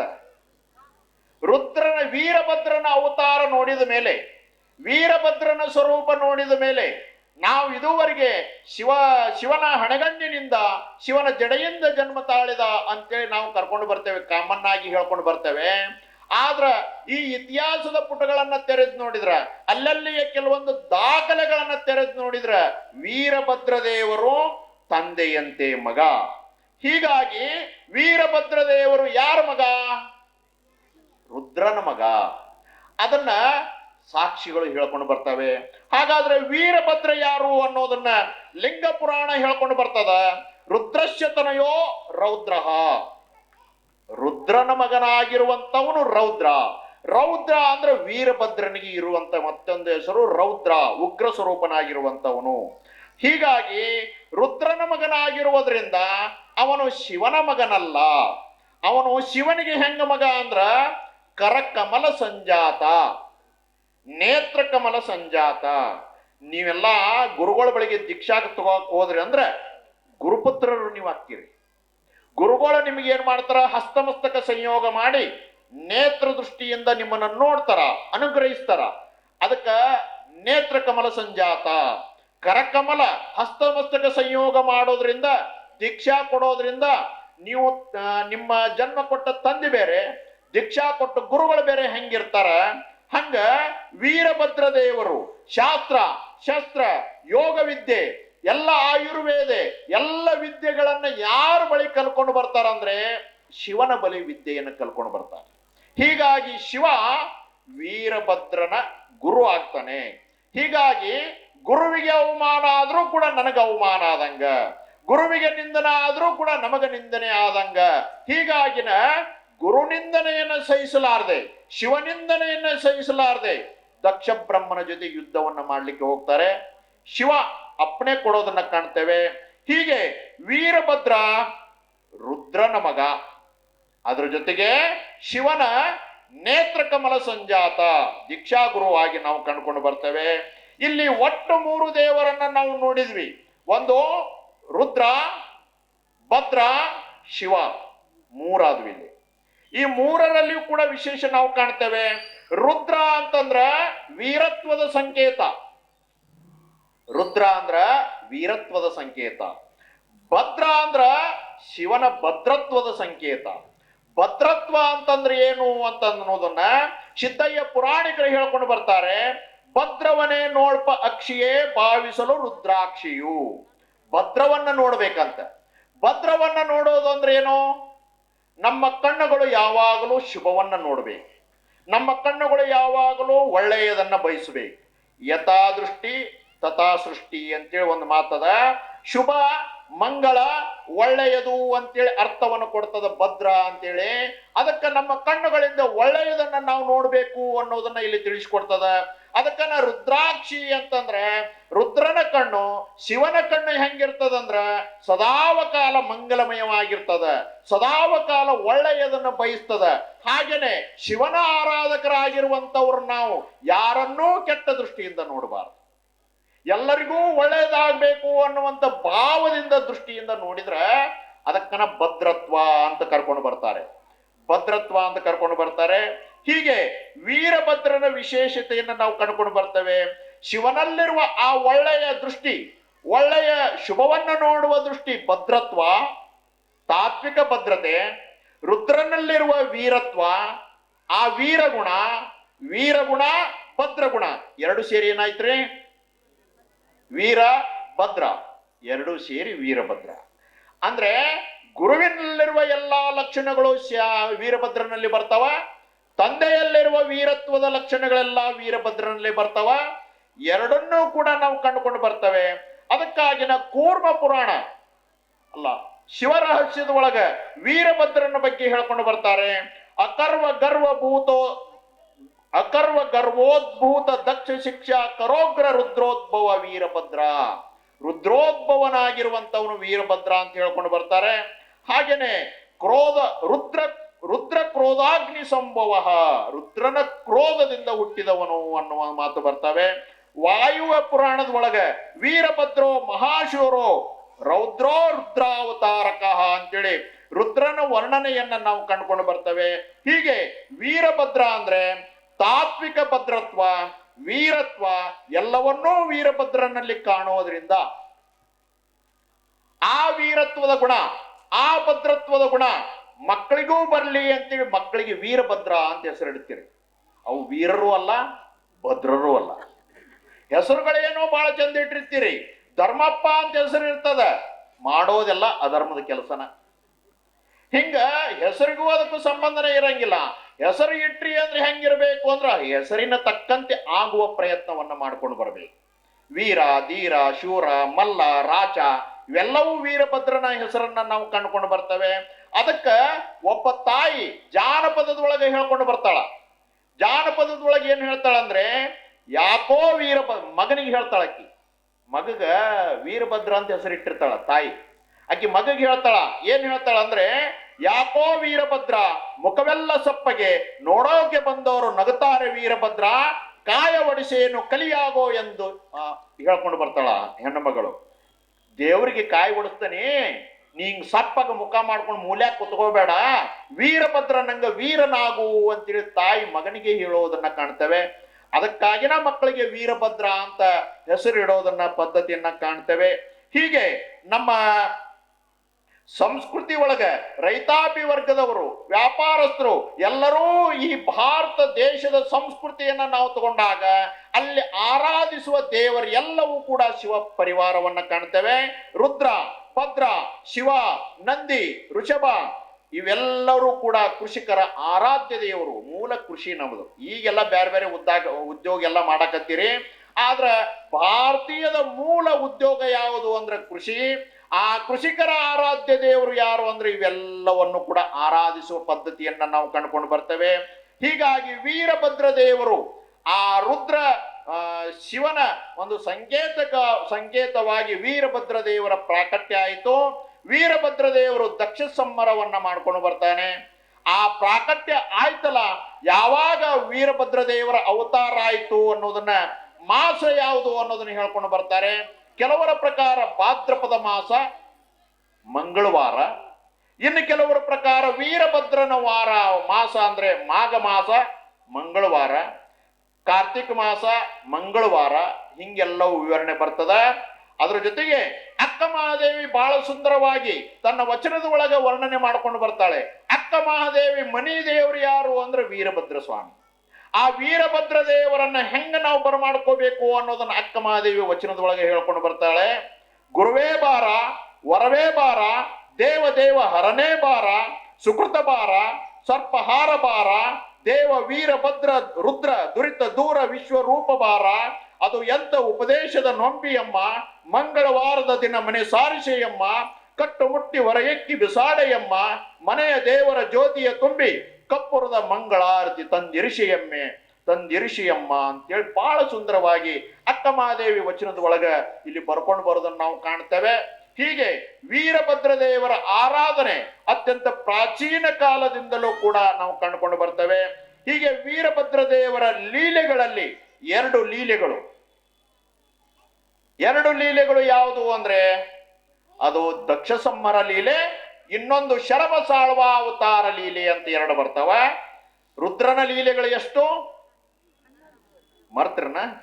ರುದ್ರನ ಲೀಲೆಗಳು 11, ಶಿವನ ಲೀಲೆಗಳು 12, ವೀರಭದ್ರನ ಲೀಲೆಗಳು ಒಟ್ಟೆಷ್ಟಾದವ್ರೆ 25. ಶಿವನ ಪಂಚವಿಂಶತಿ ಲೀಲೆಗಳು ಅಂತ ನಾವು ಕರ್ಕೊಂಡು ಬರ್ತೇವೆ. ಹೀಗೆ ದಕ್ಷ ಸಂಹರ ಲೀಲೆ ಒಂದು ಪೌರಾಣಿಕ ಹಿನ್ನೆಲೆಯ ಕತೆ, ಕಾಲ್ಪನಿಕ ಅಂತ ನಾವು ಅಲ್ಲಗಳಿಬಾರ್ದು. ಆ ದಕ್ಷ ಸಂಹರ ಲೀಲೆ ನಮಗೆ ಏನೇನು ಸಂದೇಶ, ನೀವೇನೇನು ವಿಚಾರ ಮಾಡಿರ್ನೋ ಅದನ್ನ ಕೇಳಿ ಹೋದ ಮೇಲೆ ದಕ್ಷ ಸಂಹರ ಲೀಲೆ ನಮಗೆ ಏನೇನು ಜೀವನಕ್ಕೆ ಸಂದೇಶ ಕೊಡ್ತದಂದ್ರೆ, ಅಹಂಕಾರ ಇದ್ರೆ ಏನ್ ಅನಾಹುತ ಆಗ್ತದ, ಅಹಂಕಾರ ಇದ್ರ ಮನುಷ್ಯ ಎಷ್ಟು ಸಣ್ಣವಾಕ್ಕನ, ಏನೇನ್ ಅನಾಹುತ ಆಗ್ತದ ಅಂತ ತಿಳ್ಕೊಂಡು ಆ ಕತೆ ನಮಗ ಅಹಂಕಾರ ಇರಬಾರ್ದು ಅಂತೇಳಿ, ನಾನು ಅನ್ನೋದು ಮನುಷ್ಯನಿಗೆ ಇರಬಾರ್ದು ಅಂತ ತಿಳಿಸ್ಕೊಡ್ತದ. ಹಾಗೇನೆ ನಿಂದನ ಅನ್ನೋದು ಮಹಾಪಾಪ, ಆ ನಿಂದನೆ ಅನ್ನುವುದರಿಂದ ಏನೆಲ್ಲ ಅನಾಹುತಗಳು ಹಾಕೊಂಡು ಬರ್ತಾವ, ಶಿವನಿಂದನೆಯನ್ನ ಮಾಡ್ಕೊಂಡು ಬರ್ತಾನೆ. ಹೀಗಾಗಿ ನಿಂದನೆ ಅನ್ನುವಂಥದ್ದು ಮನುಷ್ಯ ಮಾಡಬಾರ್ದು ಅಂತ ಕತೆ ಹೇಳ್ಕೊಂಡು ಬರ್ತದ. ಹಾಗೇನೆ ಗಣಾಚಾರ ನಿಷ್ಠೆ ಅಂದ್ರೆ ಏಕ ಪ್ರಕಾರ, ಒಂದೇ ನಿಷ್ಠೆ, ಯಾವುದರ ಮೇಲೆ ನಮಗೆ ಶ್ರದ್ಧೆ ಇರ್ತದ ಅದಕ್ಕಾಗಿ ನಾವು ಪ್ರಾಣವನ್ನ ಕೊಡಲಿಕ್ಕೆ. ದೇಶದ ಮೇಲೆ ಗಣಾಚಾರ ನಿಷ್ಠೆ ಇರಬೇಕು. ದೇಶಕ್ಕಾಗಿ ನಾವು ಪ್ರಾಣವನ್ನ ಪ್ರೀತಿಸಬೇಕು. ದೇಶಕ್ಕಾಗಿ ಸಾಯಾಕ್ಲು ರೆಡಿ ಆಗಬೇಕು, ದೇಶಕ್ಕಾಗಿ ಸಾಯಿಸಾಕ್ನು ರೆಡಿ ಆಗ್ಬೇಕು. ಇದು ಗಣಾಚಾರ ತತ್ವ. ಈ ಗಣಾಚಾರ ತತ್ವವನ್ನ ವೀರಭದ್ರ ದೇವರಲ್ಲಿ ನಾವು ಕಂಡುಕೊಂಡು ಬರ್ತೇವೆ. ಈ ದಕ್ಷ ಸಂಹರ ಲೀಲೆ ಹೆಂಗ ದೈವ ಭಕ್ತಿ, ಧರ್ಮ ಭಕ್ತಿ, ರಾಷ್ಟ್ರ ಭಕ್ತಿ ಹೆಂಗಿರಬೇಕು ನಿಷ್ಠೆ ಅನ್ನೋದನ್ನ ಈ ಗಣಾಚಾರ ತತ್ವ ನಮಗೆ ಬೋಧಿಸಿಕೊಂಡು ಬರ್ತದೆ. ಈ ಗಣಾಚಾರ ತತ್ವ ವೀರಶೈವ ಧರ್ಮದ ಒಳಗ ಸದಾಚಾರ, ಲಿಂಗಾಚಾರ, ಗಣಾಚಾರ, ಭೃತ್ಯಾಚಾರ, ಇವು 5 ಆಚಾರಗಳು ಬರ್ತಾವ. ಅದ್ರೊಳಗೆ ಗಣಾಚಾರ ಒಂದು. ಗಣಾಚಾರಕ್ಕೆ 2 ಹೆಸರು ಅದಾವ. ಆ ಗಣಾಚಾರದ 2 ಹೆಸರು ಯಾವುದು ಅಂದ್ರೆ, ಒಂದು ವೀರಭದ್ರಾಚಾರ, ಇನ್ನೊಂದು ಬಸವಾಚಾರ ಅಂತ 2 ಅದಾವ.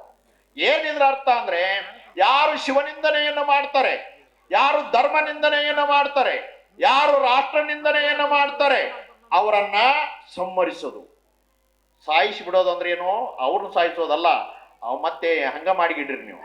ಅವರು ಸಾಯಿಸೋದಲ್ಲ, ಅವರ ಬುದ್ಧಿ ಒಳಗಿರುವ ಕೆಟ್ಟ ವಿಚಾರಗಳನ್ನು ಸಂಹಾರ ಮಾಡೋದು. ಅದನ್ನೇ ವೀರಭದ್ರ ದೇವರು ಮಾಡಿದ್ದು.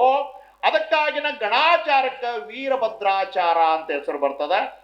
ಇನ್ನ ಗಣಾಚಾರಕ್ಕೆ ಬಸವಾಚಾರ ಅಂತ ಕರೀತಾರೆ. ಯಾರು ಧರ್ಮ ನಿಂದನೆ ಮಾಡ್ತಾರೆ, ಯಾರು ಶಿವನಿಂದನೆ ಮಾಡ್ತಾರೆ, ಒಂದ್ ವೇಳೆ ಅವರ ಬುದ್ಧಿಯನ್ನ ಪರಿವರ್ತನೆ ಮಾಡ್ಲಿಕ್ಕೆ ನಮ್ಮಿಂದ ಸಾಧ್ಯ ಆಗದೆ ಹೋದ್ರೆ, ಅವರನ್ನ ಸಂಹರಿಸಲಿಕ್ಕೆ ನಮಗೆ ಸಾಧ್ಯ ಆಗದೆ ಹೋದ್ರೆ ಅವರಿಂದ ದೂರ ಇರಬೇಕು. ಇದನ್ನ ಯಾರು ಮಾಡಿದ್ರು? ಅಣ್ಣ ಬಸವಣ್ಣವ್ರು ಮಾಡ್ಕೊಂಡು ಬರ್ತಾರೆ. ಬಸವಣ್ಣವ್ರು ಏನ್ ಮಾಡಿದ್ರು?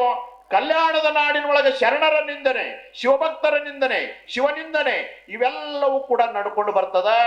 ಅದನ್ನ ಸಹಿಸಿಕೊಳ್ಳಿಕ್ಕೆ ಆಗಂಗಿಲ್ಲ, ಆ ವಿರೋಧಿಗಳಿಗೆ ಏನು ಮಾಡ್ಲಿಕ್ಕೆ ಆಗಂಗಿಲ್ಲ. ಹೀಗಾಗಿ ಬಸವಣ್ಣವ್ರು ಏನ್ ಮಾಡಿದ್ರು? ಅವರಿಂದ ದೂರ ಕೂಡಲ ಸಂಗಮಕ್ಕೆ ಬರ್ತಾರೆ. ಅದಕ್ಕಾಗಿನ ಬಸವಾಚಾರ ಅಂತನೂ ಕೂಡ ಗಣಾಚಾರಕ್ಕೆ ಕರ್ಕೊಂಡು ಬರ್ತಾರೆ. ಹೀಗೆ ಇಲ್ಲಿ ಈ ರೀತಿಯಾಗಿ ಹಲವಾರು ಸಂದೇಶವನ್ನ ಈ ದಕ್ಷ ಸಂಹರ ಲೀಲೆ ಕೊಡ್ತದ.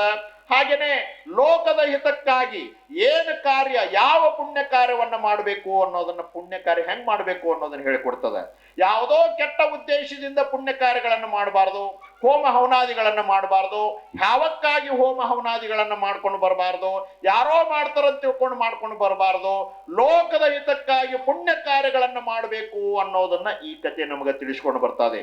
ಒಂದು ಪೌರಾಣಿಕ ಕತೆ, ಒಂದು ಕಾಲ್ಪನಿಕ ಕಥೆ ಅಂತ ನಾವು ಏನು ಹೇಳ್ಕೊಂಡು ಬರ್ತೇವೆ. ಇಷ್ಟೆಲ್ಲ ಮೌಲ್ಯಗಳನ್ನೋದು ತಿಳಿಸ್ತದಂದ್ರ ಅವನ್ ಯಾಕೆ ನಾವು ತಿರಸ್ಕಾರ ಮಾಡಬೇಕು?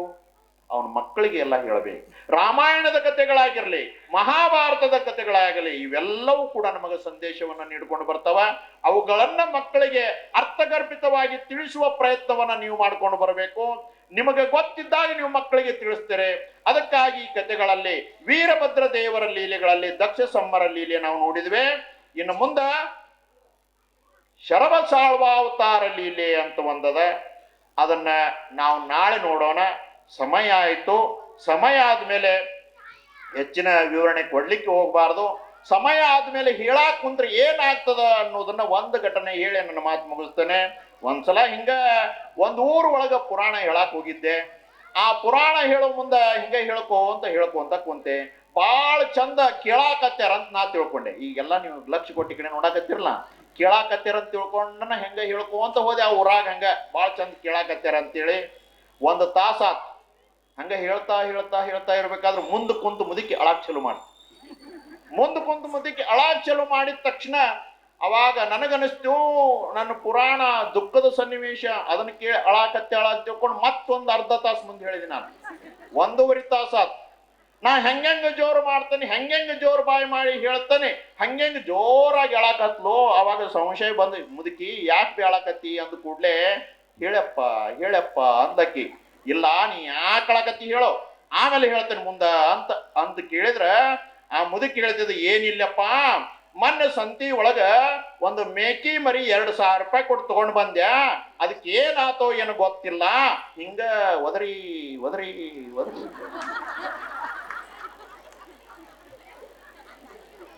ಹೋಗಿ ಬಿಡ್ತದ, ಸತ್ತು ಬಿಡ್ತು. ನೀನು ಒದರೋದು ನೋಡಿ ನಾನು ಮೇಕಿ ಮರಿ ನೆನಪಾಯ್ತು ಅಂದಾಕಿ ಮುದುಕಿ. ಮುಂದೇನ್ ಮಾತಾಡ್ಬೇಕ್ರಿ ನಾನು? ಅವತ್ತಿಂದ 1 ತಾಸಿನ ಮ್ಯಾಗ ಎಲ್ಲಿ ಮಾತಾಡಕ್ ಹೋಗಿಲ್ಲ ನಾನು. ಹಿಂಗೂ ಆಗ್ತಾವ, ಇರ್ಲಿ, ಹಂಗ ಸುಮ್ಮನೆ ಹೇಳಿದೆ. ಇವತ್ತು ವಿಷಯ ಸ್ವಲ್ಪ ಗಂಭೀರ ಇತ್ತು. ನಾಳೆ ವೀರಭದ್ರ ದೇವರ ಶರಭಸಾಳ್ವ ಅವತಾರ. ಶರಭ ಅಂದ್ರೆ ಏನು, ಸಾಳ್ವ ಅಂದ್ರೆ ಏನು, ನಮ್ಮ ಸಂಸ್ಕೃತಿ ಒಳಗ ಅದು ಹೆಂಗ ಬರ್ತದ, ರಾಜ ಮಹಾರಾಜರಿಗೆ ಅವೆಲ್ಲ ಚಿಹ್ನೆಗಳು ಏನಿದ್ವು, ಏನೇನು ಅನ್ನೋದನ್ನ ನಾಳೆ ದಿವಸ ಶರಭಸಾಳ್ವ ಅವತಾರ ಲೀಲೆ ಒಳಗ ನಾವು ಅದನ್ನ ನೋಡೋಣ ಅಂತೇಳಿ ಇಂದಿನ ಪ್ರಸಾದ ಸೇವೆ, ಶ್ರಮದಾನ ಹಾಗೂ ಇವತ್ತಿನ ಸಿಹಿ ಸೇವೆಯನ್ನು ಶ್ರೀ ಕಲ್ಯಾಣಪ್ಪ ಹೋಳಿ ಇವರ ನೇತೃತ್ವದ ಏನ್ರಿ ಉಸುಗಿನಗಟ್ಟಿ ಓಣಿಯ ಸಮಸ್ತ ಸಮಾಜ ಬಾಂಧವರು ಇವತ್ತಿನ ಪ್ರಸಾದ ಸೇವಾ ಎಲ್ಲಾ ಸೇವೆಯನ್ನು ಕೂಡ ಇವತ್ತು ಅವರು ಮಾಡ್ಕೊಂಡು ಬಂದಿದ್ದಾರೆ. ಅವ್ರಿಗೆಲ್ಲರಿಗೂ ಕೂಡ ಭಗವಂತ ವೀರಭದ್ರ ಸ್ವಾಮಿ ಒಳ್ಳೆಯದುಂಟು ಮಾಡಲಿ ಅಂತ ಹಾರೈಸಿ, ಹಾಗೇನೆ ಶತಮಾನೋತ್ಸವದ ಅಂಗವಾಗಿ ಸಾಹಿತ್ಯ ರಚಿಸಿದ ಸಂಗೀತದ ಮೂಲಕ ಇವತ್ತು ಶತಮಾನೋತ್ಸವದ ಅಂಗವಾಗಿ ಒಂದು ಹಾಡು ನಿನ್ನೆ ಬರ್ಕೊಂಡು ಬಂದಿದ್ರು ಅವರು. ಇವತ್ತು ಅದನ್ನ ಹಾಡು ಹೇಳ್ತಾರೆ. ಶಿವಾನಂದ ನರ್ಗುಂದ್ ಅಂತೇಳಿ ಅವರು ಹಾಡು ಹೇಳ್ಕೊಂಡು ಬರ್ತಾರೆ. ನಿನ್ನೆ ದಿವಸನು ಬಹಳಷ್ಟು ಜನ ಯುವಕರು ಬಹಳಷ್ಟು ಜನ ಸೇವೆಯನ್ನ ಇಲ್ಲಿ ಮಾಡ್ಕೊಂಡು ಬಂದಿದ್ದಾರೆ. ಇದು ಒಂದು ದೊಡ್ಡ ಅವಕಾಶ. ಸೇವಾ ಮನೋಭಾವ ಇರಬೇಕು. ಇಂಥ ಒಂದು ಅವಕಾಶ ಯಾವಾಗಲೂ ಕೂಡ ಸಿಗಂಗಿಲ್ಲ. ಸಿಕ್ಕಿರುವ ಅವಕಾಶವನ್ನ ಸದುಪಯೋಗವನ್ನ ನೀವು ಮಾಡ್ಕೊಂಡು ಬರ್ರಿ. ಯಾರ್ಯಾರಿಗೆ ದಾನ ಧರ್ಮಾದಿಗಳನ್ನ ಮಾಡುವ ಸಾಮರ್ಥ್ಯದ, ದೇಣಿಗೆ ಕೊಡುವ ಸಾಮರ್ಥ್ಯದ, ಉದಾರ ಮನುಷ್ಯರಿಂದ ಕಮಿಟಿ ಅವ್ರಿಗೆ ಕೇಳೋಕ್ಕಿಂತ ಮೊದಲನ ದೇಣಿಗೆಯನ್ನು ತಂದು ಅರ್ಪಣೆ ಮಾಡ್ರಿ. ಹಾಗೇನೆ ಸೇವಾ ಮಾಡುವ ಸಾಮರ್ಥ್ಯ ಯಾರಿಗದ, ಸೇವೆಯನ್ನು ಮಾಡುವುದರ ಮೂಲಕ ಸೇವಾ ಮಾಡ್ರಿ. ಕೆಲವೊಂದು ಕಡೆ ಎಷ್ಟು ದೊಡ್ಡ ಸೇವಾ ಮಾಡ್ತಾರಂದ್ರ, ಒಂದು ಊರಿಗೆ 40 ದಿವಸ ಪುರಾಣ ಅದ. ಆ ಊರಾಗ 40 ದಿವಸ ಪುರಾಣ ಹೇಳಕ್ ಹೋಗಿದ್ದೆ. ಆ ಊರ ಒಳಗ ಒಂದು ಸಿಸ್ಟಮ್ ಏನು ಅಂದ್ರೆ, ಊಟ ಮಾಡಿದ ಎಲಿ ತೆಗ್ಯಾಕ ಟೆಂಡರ್ ಕರೀತಾರ. ಊಟ ಮಾಡಿದ ಎಲಿ ತೆಗ್ಯಾಕ ಅದು ಒಂದು ದೊಡ್ಡ ಸೇವಾ. ಯಾರು ಎಷ್ಟೋ ಪುಣ್ಯ ಲಭಿಸ್ತದ ಅಂತೇಳಿ ಆ ಎಲಿ ತೆಗ್ಯಾಕ ಈ ವರ್ಷದ ಟೆಂಡರ್ ಎಷ್ಟಾಯ್ತು ಅಂದ್ರ, ಒಬ್ಬ ಶ್ರೀಮಂತ 80,000 ರೂಪಾಯಿಗೆ ಆ ಟೆಂಡರ್ ತಗೊಂಡು ಎಲಿ ತೆಗಿಯೋ, ಮನಿ ಮಂದಿ ಎಲ್ಲ ಎಲಿ ತೆಗಿತಾರ. ಅದು ದೊಡ್ಡ ಸೇವಾ. ಆದ್ರೆ ಇವತ್ತು ಕೈ ಕೊಟ್ಕೊಂಡು ನಿಂದಿರ್ತೇವೆ ನಾವು, ಅದನ್ಯಾಕ್ ಮಾಡ್ಬೇಕು ಇದನ್ಯಾಕ್ ಮಾಡ್ಬೇಕು ಅಂತೇಳಿ.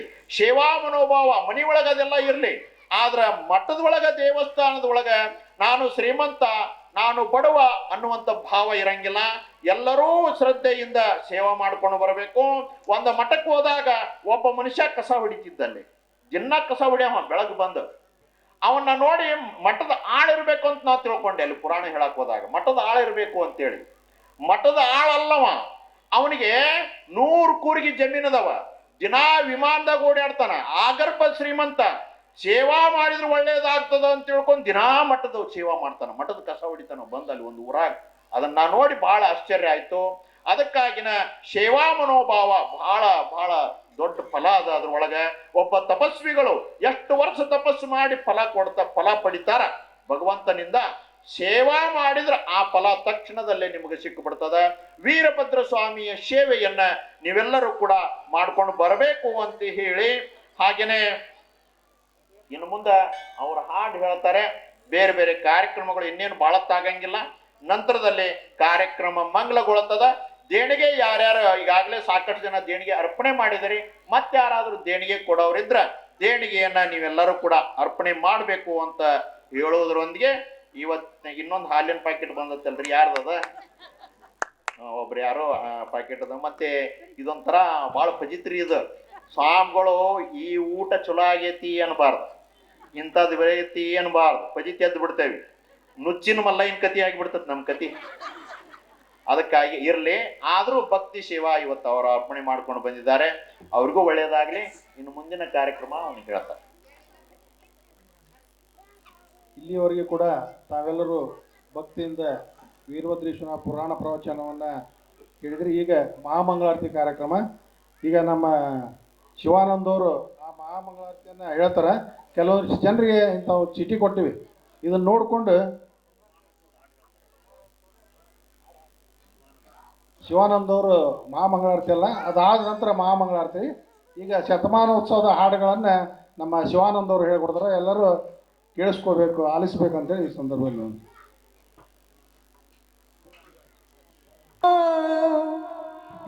ವಿಜಯೋತ್ಸವ ಬೆಟಗೇರಿ ಶಹರದಲ್ಲಿ ವೈಭವೋತ್ಸವ, ಹೂವಿನಂತೆ ಅರಳಿ ಅಂತರಾಳದ ಭಾವ, ಶತಮಾನೋತ್ಸವದ ಇದು ಎಂತ ಪ್ರಭಾವ. ವಿಜಯೋತ್ಸವ ವಿಜಯೋತ್ಸವ ಬೆಟಗೇರಿ ಶಹರದಲ್ಲಿ ವೈಭವೋತ್ಸವ, ವಿಜಯೋತ್ಸವ ವಿಜಯೋತ್ಸವ ಬೆಟಗೇರಿ ಶಹರದಲ್ಲಿ ವೈಭವೋತ್ಸವ, ಹೂವಿನಂತೆ ಅರಳಿ ಅಂತರಾಳದ ಭಾವ, ಹೂವಿನಂತೆ ಅರಳಿ ಅಂತರಾಳದ ಭಾವ, ಶತಮಾನೋತ್ಸವದ ಇದು ಎಂತ ಪ್ರಭಾವ. ವಿಜಯೋತ್ಸವ ವಿಜಯೋತ್ಸವ ಬೆಟಗೇರಿ ಶಹರದಲ್ಲಿ ವೈಭವೋತ್ಸವ.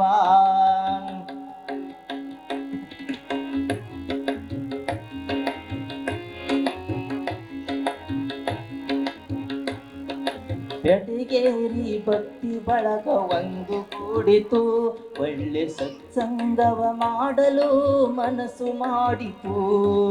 ಬೆಟಗೇರಿ ಭಕ್ತಿ ಬಳಗ ಒಂದು ಗೂಡಿತು, ಒಳ್ಳೆ ಸತ್ಸಂಗವ ಮಾಡಲು ಮನಸ್ಸು ಮಾಡಿತು. ಸಕಲ ಭಕ್ತಿ ಬಳಗ ಸಹಕಾರಗೊಂಡಿತು, ಸಕಲ ಭಕ್ತಿ ಬಳಗ ಸಹಕಾರಗೊಂಡಿತು. ನಿತ್ಯವೂ ಕಾರ್ಯಕ್ರಮವು ನಡೆದು ಬಂದಿತು, ನಿತ್ಯವೂ ಕಾರ್ಯಕ್ರಮವು ನಡೆದು ಬಂದಿತು. ವಿಜಯೋತ್ಸವ ವಿಜಯೋತ್ಸವ ಬೆಟಗೇರಿ ಶಹರದಲ್ಲಿ ವೈಭವೋತ್ಸವ, ಹೂವಿನಂತೆ ಅರಳಿ ಅಂತರಾಳದ ಭಾವ, ಹೂವಿನಂತೆ ಅರಳಿ ಅಂತರಾಳದ ಭಾವ, ಶತಮಾನೋತ್ಸವದ ಇದು ಎಂತ ಪ್ರಭಾವ.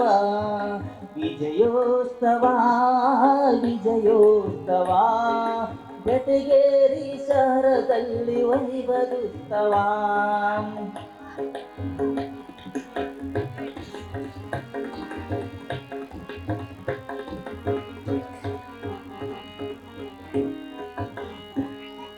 ಬೆಟಗೇರಿ ಶರಗಳು ಪುಣ್ಯದ ನೆಲ, ಭಕ್ತಿ ಹರಡಿ ಕೊಸರಿತು ಜ್ಞಾನಾಮೃತಾರಸ.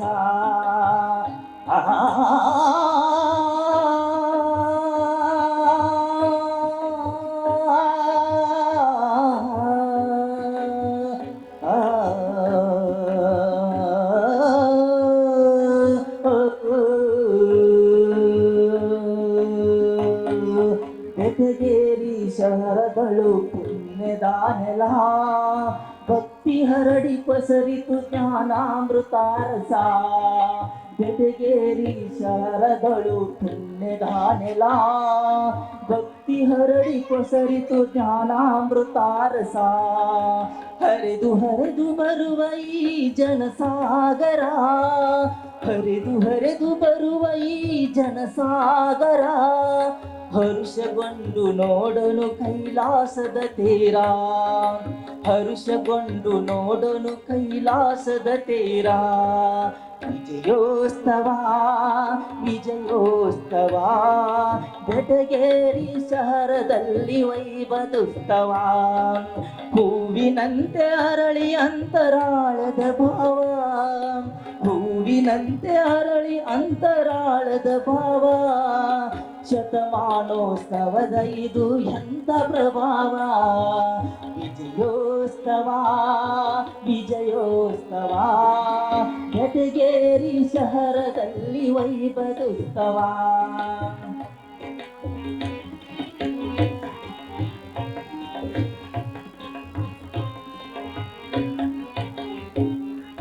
ನೆರೆಗಲ್ಲ ಕ್ಷೇತ್ರದ ಭಾಗ್ಯಧಾನಿಧಿ, ಹರಿದು ಬಂದು ಜನರ ಮಧ್ಯದಿ. ನೆರೆಗಲ್ಲ ಕ್ಷೇತ್ರದ ಭಾಗ್ಯಧಾನಿಧಿ, ಬೆಟಗೇರಿಗೆ ಹರಿದು ಬಂತು ಜನರ ಮಧ್ಯದಿ. ಆ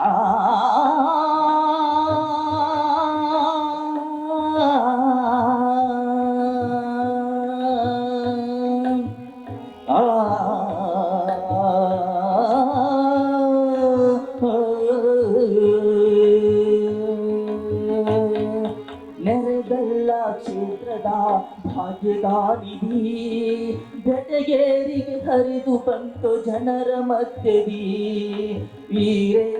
ವೀರಭದ್ರೇಶ್ವರನ ಆವರಣದಲ್ಲಿ, ವೀರಭದ್ರೇಶ್ವರನ ಆವರಣದಲ್ಲಿ, ಹೃದಯಗಳ ಜ್ಞಾನೋದಯದತ್ತ ಬಾವಲಿ, ಹೃದಯಗಳ ಜ್ಞಾನೋದಯದತ್ತ ಬಾವಲಿ. ನಡೆದು ಬಂತು ಪ್ರವಚನದ ದಿವ್ಯ ಚಿಂತನ, ನುಡಿ ನಮನದಿ ಮಾಡಿಕೊಳ್ಳಿ ನೀವು ಮಂಥನ. ನಡೆದು ಬಂತು ಪ್ರವಚನದ ದಿವ್ಯ ಚಿಂತನ, ನುಡಿ ನಮನದಿ ಮಾಡಿಕೊಳ್ಳಿ ನೀವು ಮಂಥನ. ಪೂಜ್ಯ ಮಲ್ಲಿಕಾರ್ಜುನ ಸ್ವಾಮೀಜಿಯವರ ವಾಣಿ ರಸವ ಸವಿಲನ, ನಾವು ನೀವು ಕೇಳಿಕೊಂಡು ಧನ್ಯರಾಗೋಣ. ಪೂಜ್ಯ ಮಲ್ಲಿಕಾರ್ಜುನ ಸ್ವಾಮೀಜವರ ವಾಣಿ ರಸವ ಸವಿಲನ, ನಾವು ನೀವು ಕೇಳಿಕೊಂಡು ಧನ್ಯರಾಗೋಣ. ವಿಜಯೋತ್ಸವ ವಿಜಯೋತ್ಸವ, ಬೆಟಗೇರಿ ಶಹರದಲ್ಲಿ ವೈಭವೋತ್ಸವ. ವಿಜಯೋತ್ಸವ ವಿಜಯೋತ್ಸವ, ಬೆಟಗೇರಿ ಶಹರದಲ್ಲಿ ವೈಭವೋತ್ಸವ. ಹೂವಿನಂತೆ ಅರಳಿ ಅಂತರಾಳದ ಭಾವ, ಹೂವಿನಂತೆ ಅರಳಿ ಅಂತರಾಳದ ಭಾವ. ಶತಮಾನೋತ್ಸವದ ಇದು ಎಂಥ ಪ್ರಭಾವ, ಶತಮಾನೋತ್ಸವದ ಇದು ಎಂಥ ಪ್ರಭಾವ. ಶತಮಾನೋತ್ಸವದ ಇದು ಎಂಥ ಪ್ರಭಾವ.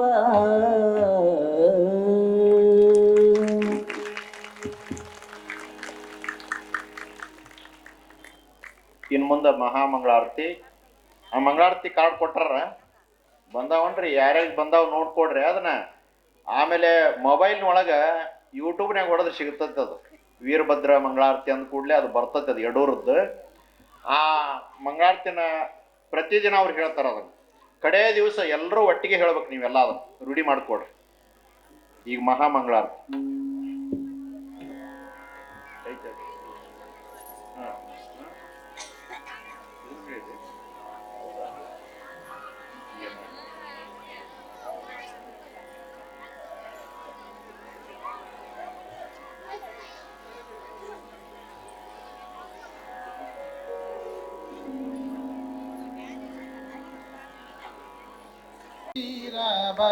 ತಂದೆ ಮಂಗಳಾರತಿಯ ಮಂಗಳಾರತಿಯ ಸುತ್ತೆಲ್ಲ ಬೆಳೆದಿಹುದು ಭಕ್ತರ ಸಮೂಹವು, ಸುತ್ತೆಲ್ಲ ಬೆಳೆದಿಹುದು ಭಕ್ತರ ಸಮೂಹವು.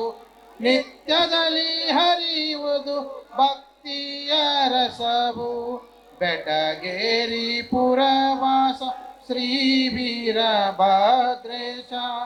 ಸ್ಮರಿಸಿ ಪಾಡುವೆ ತಂದೆ ಮಂಗಳಾರತಿಯ ಮಂಗಳಾರತಿಯ. ನಿನ್ನೆದುರಲಿರುವುದು ಅಶ್ವತ್ಥವೃಕ್ಷವು, ಮುಂದೆ ಕಾಣುವುದು ಸುರಗಂಗೆ ಜಲವು. ನಿನ್ನೆದುರಲಿರುವುದು ಅಶ್ವತ್ಥವೃಕ್ಷವು, ಮುಂದೆ ಕಾಣುವುದು ಸುರಗಂಗೆ ಜಲವು. ಬೆಟಗೇರಿ ಪುರವಾಸ ಶ್ರೀ ವೀರಭದ್ರೇಶ. ಸ್ಮರಿಸಿ ಪಾಡುವೆ ತಂದೆ ಮಂಗಳಾರತಿಯ ಮಂಗಳಾರತಿಯ. ನಿನ್ವರದೆ ಬೆಳೆಯುವುದು ಶಿವನ ಆಲಯವು, ನಿನ್ನಡಗೈ ತೋರುವುದು ನಿನ್ನಯ ರಥವು. ನಡುವೆ ಕುಳತಿಯಳು ಆದಿಶಕ್ತಿಯು, ನಮ್ಮೆಲ್ಲರ ತಾಯಿಯು. ಬೆಟಗೇರಿ ಪುರವಾಸ ಶ್ರೀ ವೀರಭದ್ರೇಶ. ಸ್ಮರಿಸಿ ಪಾಡುವೆ ತಂದೆ ಮಂಗಳಾರತಿಯ ಮಂಗಳಾರತಿಯ ಮಂಗಳಾರತಿಯ. ಹರ ಓಂ ಯಜ್ಞೇನ ದೇವಸ್ಥಾನ ಪ್ರಥಮಾನ ತೇನ ಚಚಂದ್ರ ಪೂರ್ವೇ ಸಾಧ ಸಂತು ದೇವ ಯಶೋಭ ನಾಮ ರೂಪಭ್ಯಾಮೇ ಸರ್ವಮಂಗಲ. ಜಯಿತೋ ಜೈ ಮಂಗಲಂ. ಜೈ ನಮಃ ಪಾರ್ವತಿ ಪತೀಶ್ವ वीरभद्रेश्वर महाराज की, मल्लेश्वर महाराज की जय मंगलम. जय नमः पार्वती पतीश्वर ದೇವ.